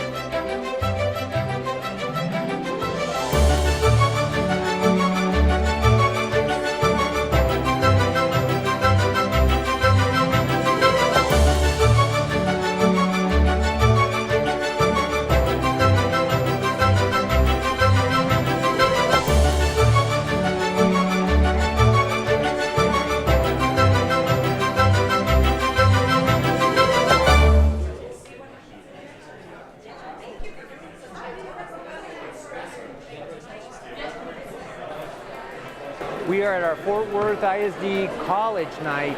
We have over 100 colleges, universities, opportunities for our kids to really learn about their future and really get them excited about what's to come. This year is going to have all of our academic programs. This is a great opportunity to see many colleges and get a new outlook on all of the majors that they have and all the opportunities they can provide for students at Fort Worth ISD. We were just really excited to visit all the schools and just get more information.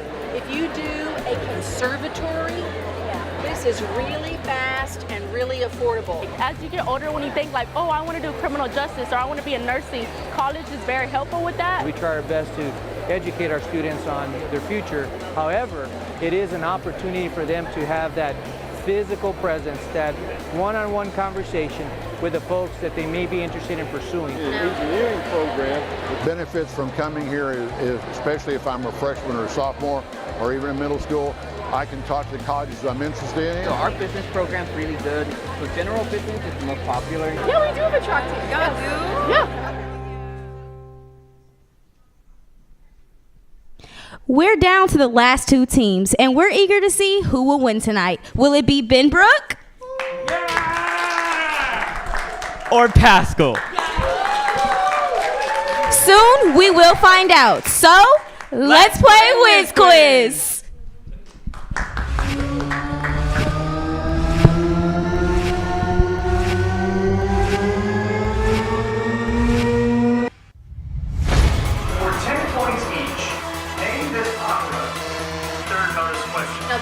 Mental workout. Welcome to the finals. Is everybody ready? It's time to play the sport of knowledge.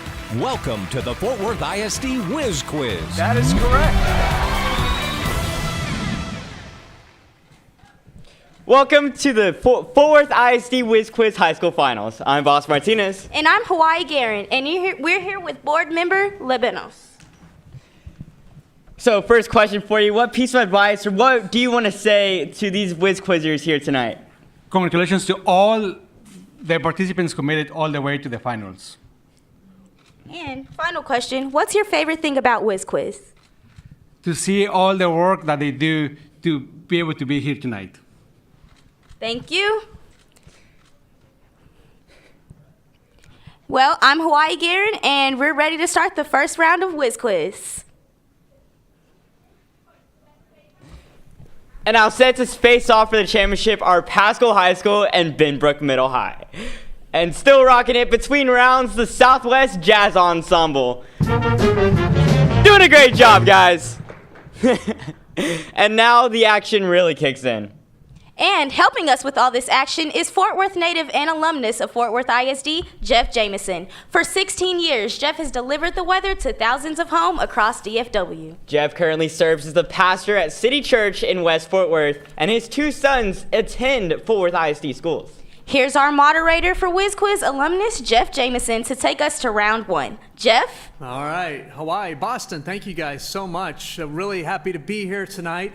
It's so exciting to be able to moderate the high school finals between Benbrook Middle High and Pascal. I know you guys have sweated it out over many, many hours practicing, researching, answering practice questions. It's all going to pay off tonight. And I know a lot of your friends and family are here in the audience and they're anxious to get underway, but I do want to make a couple of introductions before we get started. First of all, here at the table with me, helping to moderate is Audrey Thomas to my left. She is Fort Worth ISD's Executive Director of Specialized Learning. Right in front of me is Michael Fluche. He is the Director of Gifted and Talented Services of Fort Worth ISD and the Whiz Quiz Director. Helping us out with time, to my right is educator Jason Martinez. He's at Riverside, and we're all going to hopefully work well together to go for a very smooth process here this evening between our two high schools. What I'd also like to do is give you guys an opportunity to introduce yourself. So we'll start here with Benbrook Middle High and work our way toward the middle. I'm Robert. Iodeji. I'm Colin Jarko. I'm Kyle Lewis. Okay. And then for Pascal High School, introduce yourself. I'm Jude White. Jonathan Feldman. Jesse Durham. And I'm Spencer Morganwick. Okay. Well, you guys no doubt know the format. It is toss-up questions. As you answer the toss-up questions correctly, whichever team does that gets an opportunity to answer 3 bonus questions attached to that category or question. So if everybody's ready, get your hands ready on the buzzers, and we will begin. A Shutterstock illustration of this animal caused Martinique to change its flag in 2023. Unlike humans, this animal can efficiently metabolize fructose, an evolutionary advantage for adapting to climate change. This animal uses torpor to survive cold and has the fastest metabolism among wildlife. For 10 points, name these small birds that flap their... Pascal. Hummingbirds. Hummingbirds is correct. Pascal gets the stab at the 3 bonus questions. So who is our captain for Pascal? Okay, here we go. This nation is home to 168 species of hummingbirds, more than any other country in the world. For 10 points each, what is this South American nation that is home to the Maglandia river turtle and is named for the explorer who sailed the ocean blue in 1492? Colombia, final answer. Colombia is right. 17 species of hummingbirds are only found in Colombia. What is the 7-letter ecological adjective used to refer to species limited to one specific location? Need an answer? Geobound, final answer. Endemic. Although I like geobound a lot. It's endemic. All right, here's a third question. One such species of hummingbirds endemic to Colombia is the black variety named for this Mesoamerican civilization that created Machu Picchu? Inca, final answer. Inca is correct. Way to go, Pascal. And the second question, here we go for our toss-up. Here is that second question. In the year 2000, a celebrity with this last name won the Best Actress Oscar for her role as Erin Brockovich. In a 2023 movie, a character with this last name, played by Margot Robbie, is expelled from her home and sets off for the real world to find true happiness. In April, a politician of this name declined to testify before a Senate committee about ethical standards for the Supreme Court he leads. For 10 points, Pascal. Thomas, final answer. No, that is not right. For 10 points, what is the last name shared by Barbie, actress Julia, and Chief Justice John? Roberts. Roberts is correct. Way to go, Ben Brook. And here are your 3 bonus questions in this category. Answer the following about Barbara Millicent Roberts, a.k.a. Barbie. Toys, the Barbie toys produced by Mattel. For 10 points each. Mattel's largest Barbie factory is located in this Mexican city in Nuevo León state. Though spelled differently, a coastal Californian town shares its name with this city. Monterey. Monterey is correct. Although Asian labor for making Barbie dolls at 35 cents per head is unbeatable in Mexico, it does make sense to nearshore manufacture this larger and less intricate ideal abode. Defer to DJ. Dreamhouse. Dreamhouse is correct. Today's versions of Barbie's Dreamhouse include more than 70 accessories, but not this boyfriend played in the movie by Ryan Gosling. Ken. Ken is right, and thank goodness for that. All right, let's go back to our toss-up. In May, new photographs of the ring system around the star Fomalhaut showed evidence of these objects, which are classified as C, S, or M type.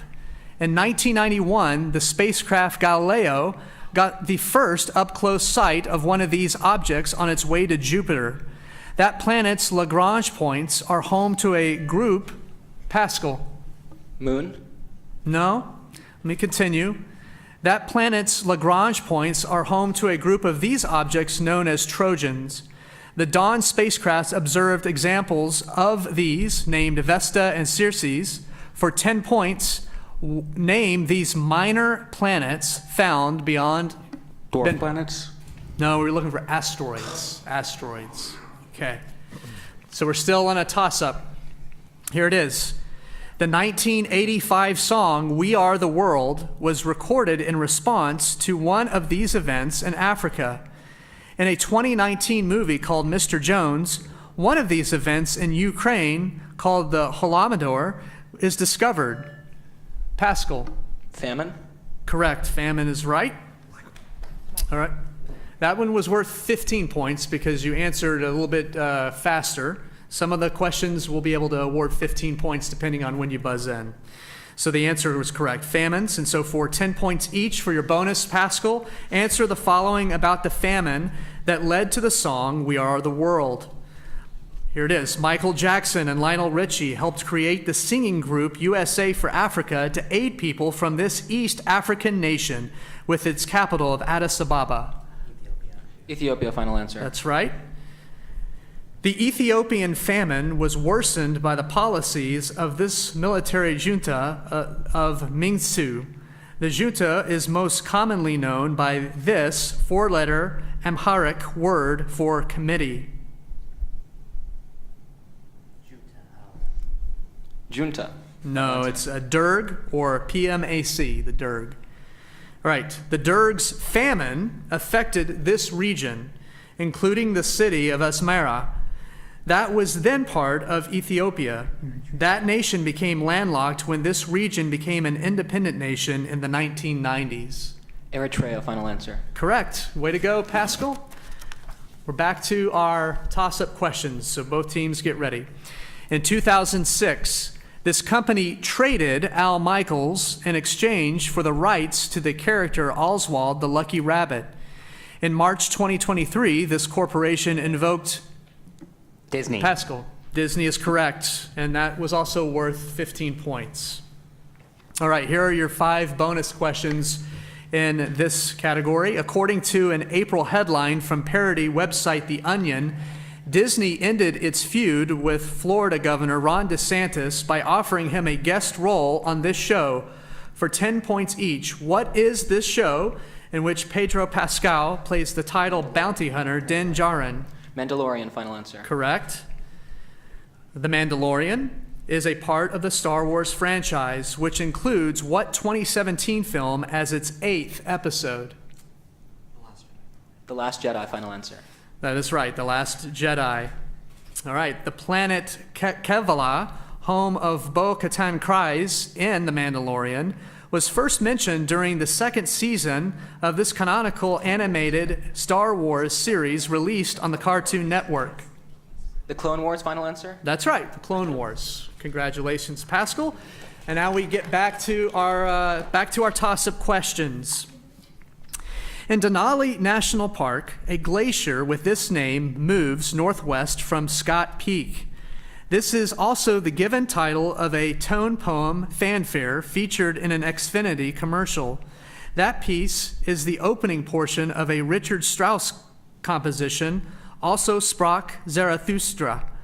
In photography, the golden hour refers to the period immediately following this daily meteorological event, alternatively called dawn. Ben Brook. Sunrise. Sunrise is right. Okay, Ben Brook, you get 3 bonus questions now.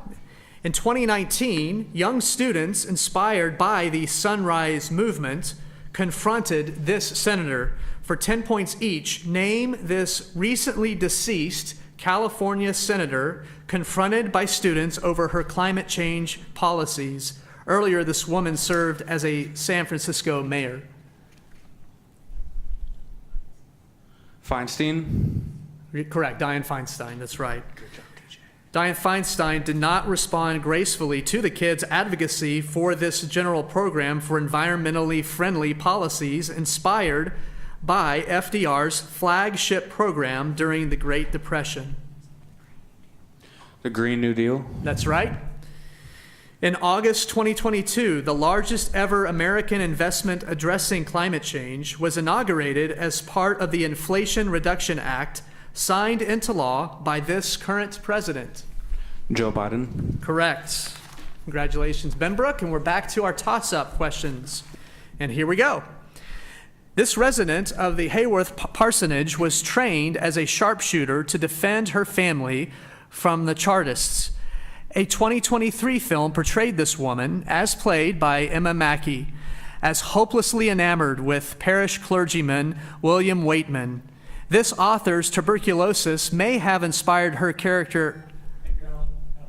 Edgar Allan Poe? No. This author's tuberculosis may have inspired her character Frances, the mother of Hareton. For 10 points, what author used Thrushcross Grange as the setting of the romance between Catherine Earnshaw and Heathcliff Pascal? Bronte. That's correct. In Wuthering Heights. So Emily Bronte inspired one song from this artist's 1978 album, The Kick Inside. So for 10 points, quote, Heathcliff, it's me, I'm Kathy, I've come home, opens the refrain of which artist's song, Wuthering Heights? She shares her name with 2 20th century American presidents. Need an answer? Roosevelt, final answer. Bush. It's Kate Bush, and Kate Bush's streams on Spotify skyrocketed 9,000% thanks to what Netflix flagship series set in 1980s Hawkins, Indiana? Stranger Things, final answer. Stranger Things is right. In Stranger Things, Max figures out how to break through Venka's nightmare visions using a Sony Walkman and what 1985 Kate Bush international hit? Running up that hill, final answer. That's right, running up that hill is correct. Okay, we're back to our toss-up questions for both schools. In 2022, after his boat sank, sailor Tapio Lehtinen was rescued in this body of water. In March 2023, the Russian frigate Admiral Gorshkov was spotted in this body that is home to the strategic Chagos Archipelago. The Black Sea? No. Let me continue. The AUKUS Defense Technology Pact will allow nuclear-powered submarines to patrol this body from a base at the port of Fremantle, stretching between Cape Agulhas to the Malacca Strait. For 10 points, what large body of water is between Africa and Australia? Pascal. Indian Ocean. The Indian Ocean is right. Okay, so here we go with your bonus questions in this category. Ares from an Indian Ocean archipelago upset many fans of a popular internet game in 2021 for 10 points each. Airy is a slang term for individuals who upload user-generated images to facilitate this technological feature of Google Maps that provides interactive ground-level panoramas. Street View. Street View is right. Google Street View imagery forms the basis of this Anton Whalen browser-based geography game in which players have to ascertain a location based on context clues. GeoGuessr, final answer. GeoGuessr is right. GeoGuessr players were upset over bad picture quality from this Tanzanian island group in the Western Indian Ocean. Together with Mafia Island, this group is sometimes called the Spice Islands. Zanzibar, final answer. Zanzibar's right.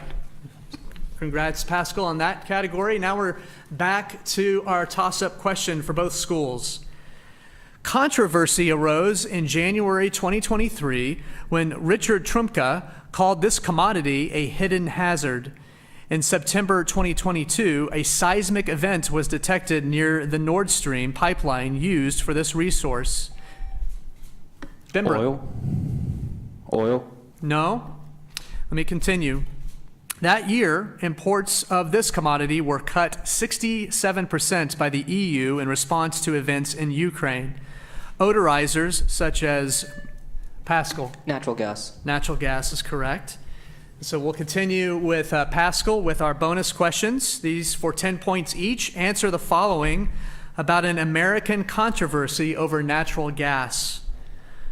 Richard Trumka's hidden hazard comment referenced these natural gas appliances that are commonly found in American kitchens. Stoves, final answer. Stoves is correct.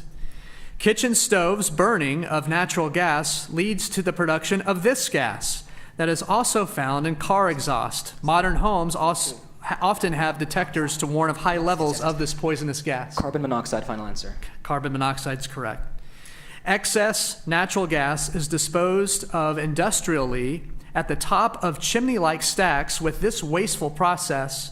Each year, the entirety of sub-Saharan Africa could be powered with the natural gas disposed of in this specific industrial technique.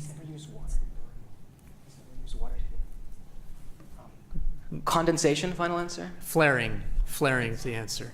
Okay, here's our next toss-up question for both Benbrook and Pascal.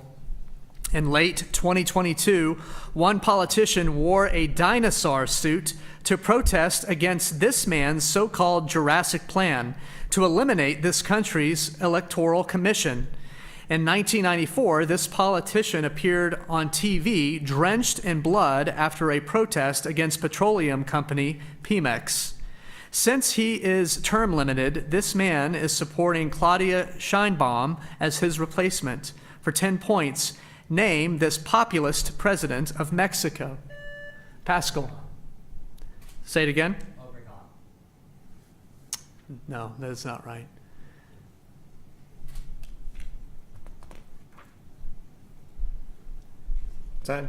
Time's up. It's Lopez Obrador. Obrador is the answer. Okay. That was it for our first half. So you made it through halfway, guys. Congratulations. Let's give them a hand. take a little bit of a breather to catch your breath, maybe sub out if your team is going to do that, and we will come back in just a few minutes, but we'll send it back to Boston and Hawaii. That was a very impressive first round. I didn't even know that Barbie had a last name. That's right. Whiz Quiz isn't just about what you know, it's about what you learn too. Yeah. Also impressive the real world learning that's happening tonight. And if you're just joining us, this live production is brought to you by students in Southwest High School's Gold Seal Advanced Media Program, taught by Mrs. Darcy McCready. And did you know that both Boston and I competed last year at the State Skills USA contest in video news production? Our teams placed first and second. And Boston, your team went to nationals in Atlanta. Can you tell us about that? It was a wonderful experience with my team, learning more about the broadcast industry and bringing home first in the nation for our school and for the ISD. A lot of our skills were improved by just doing Whiz Quiz, and I'm excited to go back with you on my team. And you know, Boston, like I said, everyone learns something at Whiz Quiz. Stick around and you'll learn even more.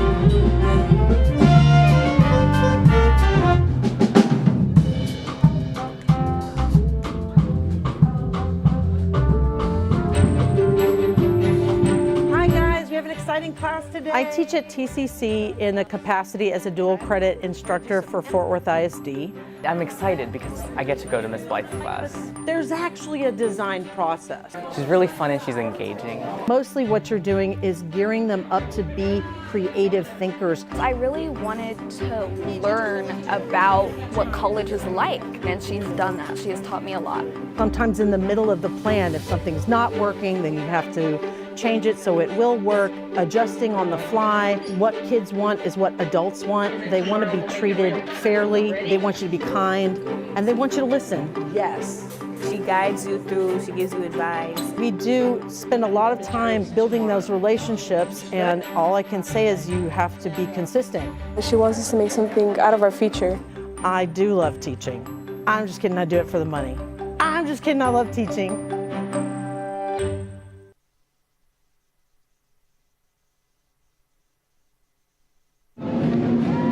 It's a pleasure for me to be here once again to celebrate Angel Sanchez for his accomplishments. One of the first things that I heard from the community when we got the news that he had won the championship, the community wanted a way to celebrate him. You had the entire city energized and rooting for you. People think that what he's done is just because he has talent. Yeah, he does, but it's about how he goes about it. It's the hard work that goes into it. I ran cross country. It's not for the faint of heart. Angel is the epitome of hard work pays off. Before a race, I like to just be calm and just not let the nerves take control and just kind of try to be as relaxed as possible. The more relaxed I am, the less energy I'm wasting. To the parents, para sus papás, quería decirles, y esto sí se los voy a leer. Muchas gracias por todo lo que hacen por Ángel, por apoyarlo y aconsejarlo. Ustedes han estado en todas sus carreras, todas las carreras, y sé lo mucho que han sacrificado para estar ahí. Ustedes saben que Ángel los quiere mucho y que siempre estará agradecido con ustedes. Angel, we're proud of you. Good luck, man. Good luck. I'm glad you're going. I would have rather you go to OU. Yes. But you're good at OSU, man. I'm really proud of him. I think it just really sets a great expectation for the rest of Diamond Hill students and the Diamond Hill community.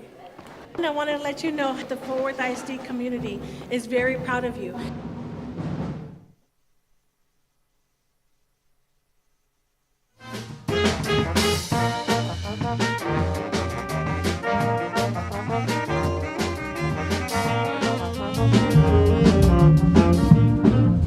And that's the Southwest High School Jazz Ensemble, led tonight by Adam Kramer. Let's give him a hand of applause. Welcome back to Whiz Quiz, the sport of knowledge. I can't wait to see what all these Whiz Quizzers know in round 2. Jeff, it's all yours. Yeah, it should be exciting round 2. Thank you guys very much. Want to get an update on the score as it stands halfway through our final match, and Mr. Fluchet is going to let us know what that score is. Yeah, right now we have Benbrook with 80 points and Pascal with 210. Okay, and we want to make sure that we get everyone introduced. So I know Benbrook didn't switch out anyone, but we have a new player for Pascal. I'm Elena Gill. Great, nice to see you. Al? Okay, So Benbrook and Pascal, same format, same idea. We're going to do the toss-ups and then bonus questions attached to them if you answer correctly. So hands on your buzzers, and let's get started. 2 answers required, no partial credit. The first of these historical figures is the subject of Stephen Ambrose's book, Undaunted Courage, while the second was a veteran of the Battle of Fallen Timbers. In May 1804, the pair set out on an 862-day... Pascal. Lewis and Clark. Lewis and Clark is correct. All right, so Pascal, you have the 3 bonus questions coming your way. Once again, team captains say it's the same. Okay. For 10 points each, name these present-day American locations visited by Lewis and Clark on their journey. The pair met up for their journey on the falls of the Ohio River near the site of this present-day city, the largest in Kentucky. Louisville, final answer. Correct. For the winter of 1804 to 1805, the explorers constructed Fort Mandan in this present-day state. Fort Mandan is about 44 miles north of the present-day site of the city of Bismarck. North Dakota, final answer. That's right. For the next winter, the pair constructed Fort Clatsop on the west side of what is now called the Lewis and Clark River, a tributary of this larger river that runs through modern-day Astoria, Oregon. I defer to Jesse. Columbia River. Columbia River is right. All right, let's go back. Benbrook and Pascal, both on your buzzers for the next toss-up. This physical quantity is conserved in both elastic and inelastic collisions. In its most common form, Heisenberg's uncertainty, Pascal. Momentum. Momentum is correct. Pascal, you get the 3 bonus questions attached to that question. For 10 points, momentum is an example of a quantity represented with this mathematical construct. What are these mathematical quantities that have both magnitude and direction? Vectors. Correct. Answer. That's right, vector. 2 different forms of this mathematical operation are defined for vectors. They are named for their symbols, a cross and a dot. Product, final answer. That is not right. Multiplication is what we're going for. All right, next, a cross product outputs a vector, while a dot product outputs this non-vector quantity that represents magnitude but not direction. Scalar, final answer. That's right, scalar is right. All right, we're back to our toss-up question. McDreamy actor Patrick Dempsey appeared as the plant in a 1980s television show named for this pair of characters. In a 1993 live-action film, this pair pursues kidnappers, find devolution guns, and defeat King Koopa. The first, Pascal. Mario and Luigi? Correct. The Super Mario Brothers. Way to go. So you get bonus questions, Pascal. Mario and Luigi are not the only famous plumbers. For 10 points each, answer the following about a mini-series set during the era of another notable group of plumbers. The 2023 HBO series The White House Plumbers centers on E. Howard Hunt and G. Gordon Liddy, members of a leak fixer unit used by this notoriously corrupt American president. Nixon, final answer. Nixon is right. Nixon's Attorney General John Mitchell is central to this 2022 Stars series that takes its name from a 6-letter adjective describing a person who has been manipulated into questioning their own reasoning, which itself comes from a 1944 movie. Gaslit, final answer. Gaslit or gaslight is right. In the 2022 Paramount Plus series, The Offer, actor David Shalansky played this recently deceased national security advisor for Richard Nixon.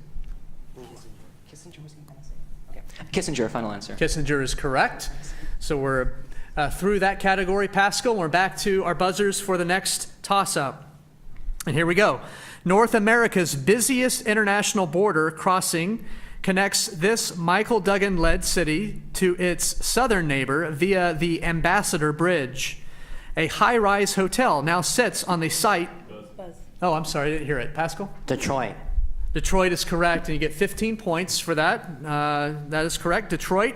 And so Pascal gets the bonus questions attached. The Detroit suburb Dearborn is home to the largest per capita Muslim population in the U.S. and the largest American mosque. For 10 points each. Dearborn is also home to this man's namesake Museum of American Innovation. His company's flagship product was the Model T. Ford, final answer. Ford is right. Dearborn has a large concentration of residents whose families originate in this nation. The current seat of the Maronite Christian Patriarchate is the northeast of this nation's capital of Beirut. Lebanon, final answer. Lebanon is right. On April 21, 2023, Dearborn became the first American city to designate a public holiday for this Islamic celebration marking the end of Ramadan. Eid, final answer. More information if you can. Fatir, Eid al-Fatir, final answer. Eid al-Fatir is correct. Good job, Pascal. And we're back to our toss-up questions for both schools. The death of policeman Bruce Prothero is recalled in the 2010 nonfiction book, The Other Wes Moore, set in this state. As he wrote the book, the author, who was born near this state's city of Silver Springs, visited the Jessup Correctional. Vinbrook. No, that is not right. Visited this Jessup Correctional Facility near the NSA headquarters in Fort Meade. The officer's family protested the book in 2022 when the author chose to run for governor to replace this state's Larry Hogan. For 10 points, name the state home to the city of Baltimore. Pascal. Maryland. Maryland is correct. And so we have 3 bonus questions coming Pascal's way. Maryland's Wes Moore won the election and became the 5th African-American governor in American history. Answer the following about the first 3.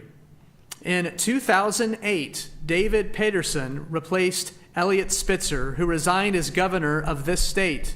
The current governor of this state replaced Andrew Cuomo after he resigned. New York, final answer. New York.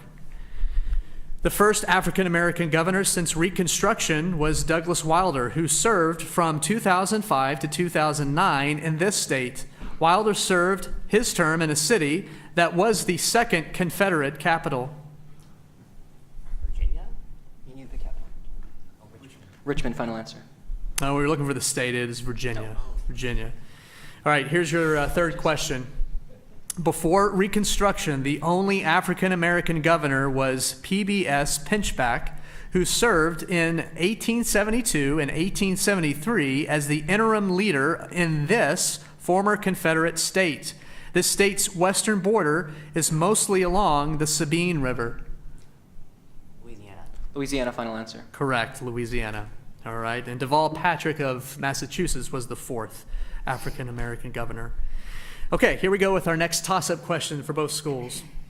After being paroled from Oklahoma's McAllister prison, this novel's protagonist meets Jim Casey, who tells him maybe all men got one big soul everybody's a part of.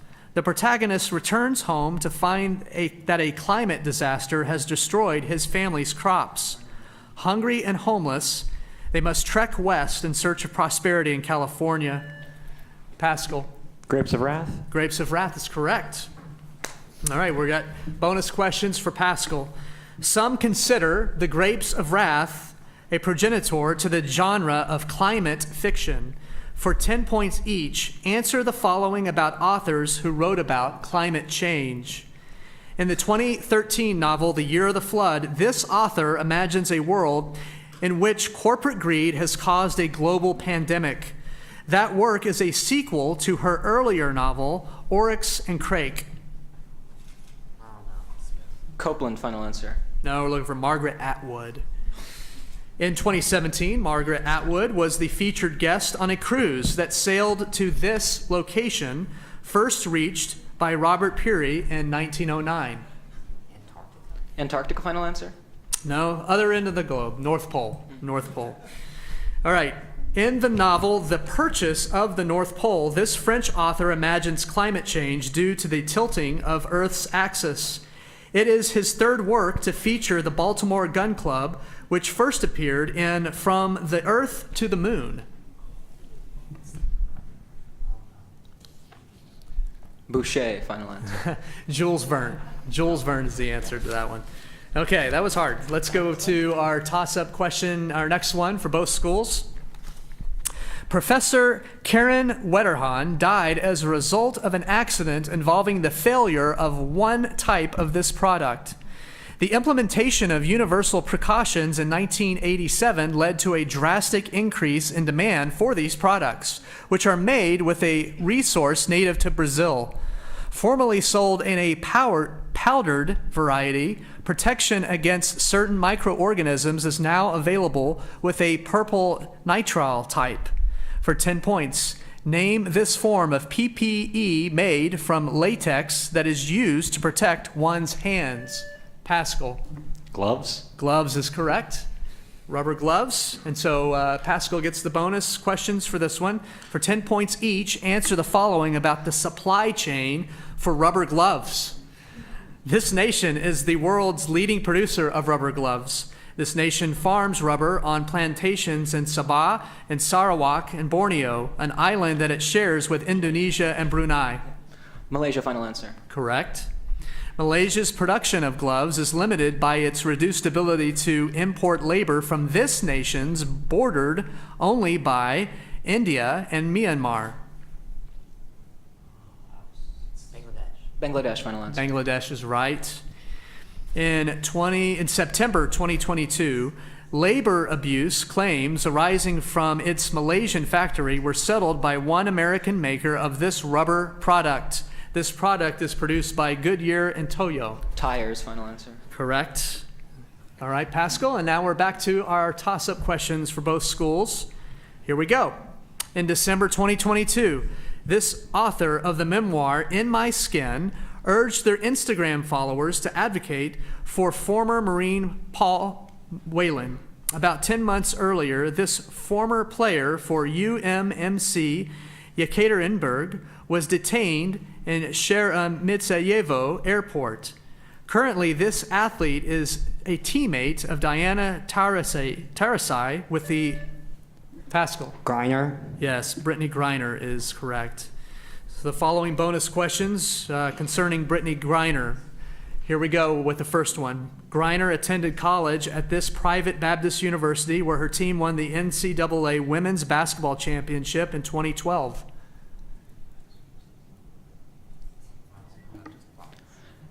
Dallas Baptist University.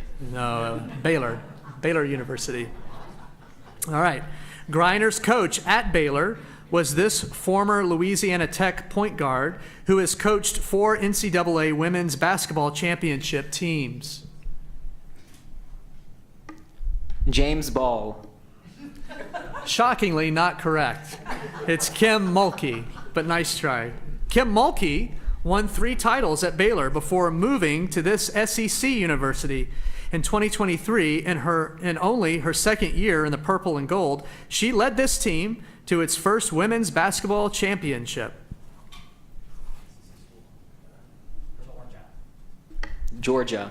No, a little farther west in Louisiana State or LSU. Okay, we're back to our toss-up questions for both Benbrook and Pascal. Here we go. In this nation's capital in 2018, Jose Salazar was photographed on fire after using a motorcycle as a Molotov cocktail. In November 2023, this nation threatened to touch off a crisis after its president threatened to take the Essequiba region from its neighbor. Juan Guaido, Pascal. Venezuela. Correct, Venezuela is right. And so we have bonus questions for Pascal. For 10 points each, answer the following about Venezuela and the Essequiba region. The Essequiba region is currently held by this eastern neighbor to Venezuela, led by Irfan Ali from Georgetown. Guyana, final answer. Guyana is correct. Good job.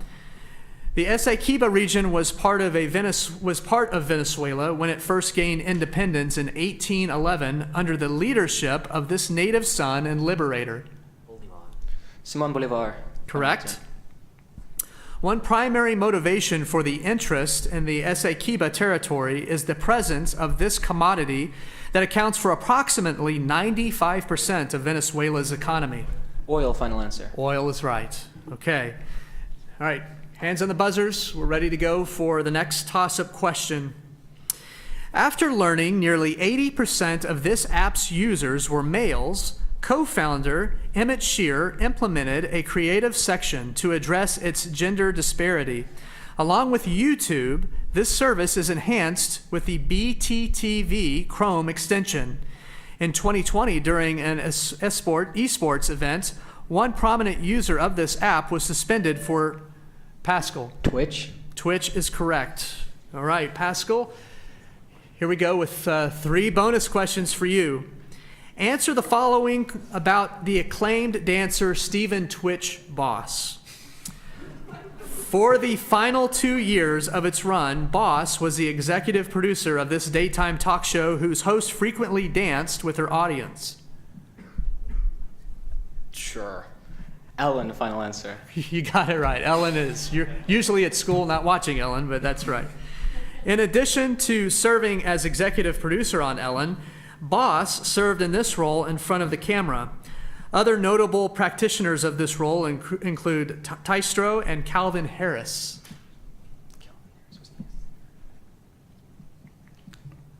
Weatherman, final answer. Weatherman is not right. Although that would have been cool if they had a weatherman on that show, is a DJ or disc jockey. All right, last bonus question. Boss rose to fame as the runner-up on season 4 of the American version of this reality competition that has been hosted since 2006 by Kat Deely. X Factor, final answer. No, it is So You Think You Can Dance. So You Think You Can Dance. And guys, that's it. That is the last question for our finals match. Absolutely give these guys a round of applause. We're going to present some trophies here in just a few minutes, but let's go back up to Boston and Hawaii. This sure has been a great night of Whiz Quiz. While they add up some scores, it's time for some fun with the audience. And you know, I think I see my mom over there, so... Well, let's turn it over to our friend Dulce Garcia for one last time. Cue the drum roll. Are you smarter than a Whiz Quizzer? Dulce, looks like you got some eager contestants ready to go. Thank you so much, Boston. And I'm here with... Gabretta Guerin. And who are you supporting here today? I am Hawaii's mom, host. Well, let's get to the first question. Laffy Taffy is sold under this Nestle Candy Shop brand. It is named for a children's novel character played in films by Gene Wilder and Johnny Depp. Who is... Wonka? Willy Wonka? Let's see if you're correct. And you're correct. Okay, and if you don't mind just showing the audience some of the goodies you have in your bag. Let's see. A journal. And a mouse pad. And a mouse pad. Wow, thank you so much for playing with us.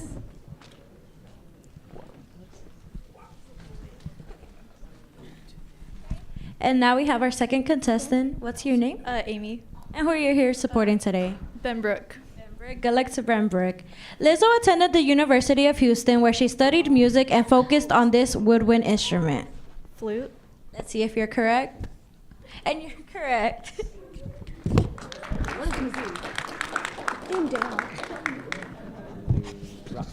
And for our final question, who are we here with today? I'm here with Pascal. Okay. Warhol's blue portrait of this actress sold for $195 million. She was depicted by Ana de Armas in the 2020 movie Blonde.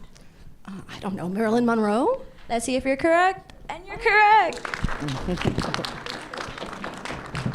Okay, thank you so much. Back to y'all, guys. Thank you, Dulce, and the audience. Great job. Especially great job to my mom if she gives me that journal. Well, the scores are in. Let's get right to Jeff Jameson, Michael Flouché, and Aubrey Thomas. Jeff, All right, guys, thank you so much. I know that we're like looking this way and they're doing the production for the television program, but can we give these guys a round of applause? The production. Yeah. The media program and production at Southwest High School is just doing really, really great things. So, guys, thank you so much. So we have winners, and we have the first runner-up, and want to hand it over to Audrey Thomas and Michael Flouché with the results. We'll do the runner-up first. So our runners-up for this finals competition event is Benbrook Middle High. Good job. Good job, team.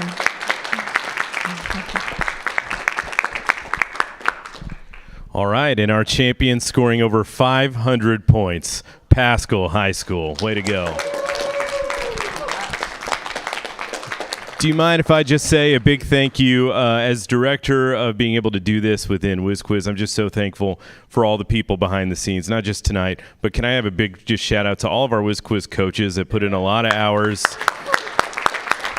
We're so thankful for them to provide this opportunity and also just celebrating these kids. So thank you so much for bringing your talents and showing it off here this evening at all divisions. But it's really been an honor to do this, so thank you. Absolutely.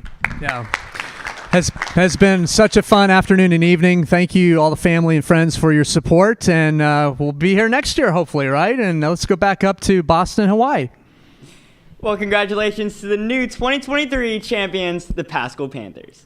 Both teams did an amazing job. It's been a great night. And from all of us at 4th ISD, thank you for supporting our students. Follow us on all of our social media. Good night, everyone. Good night.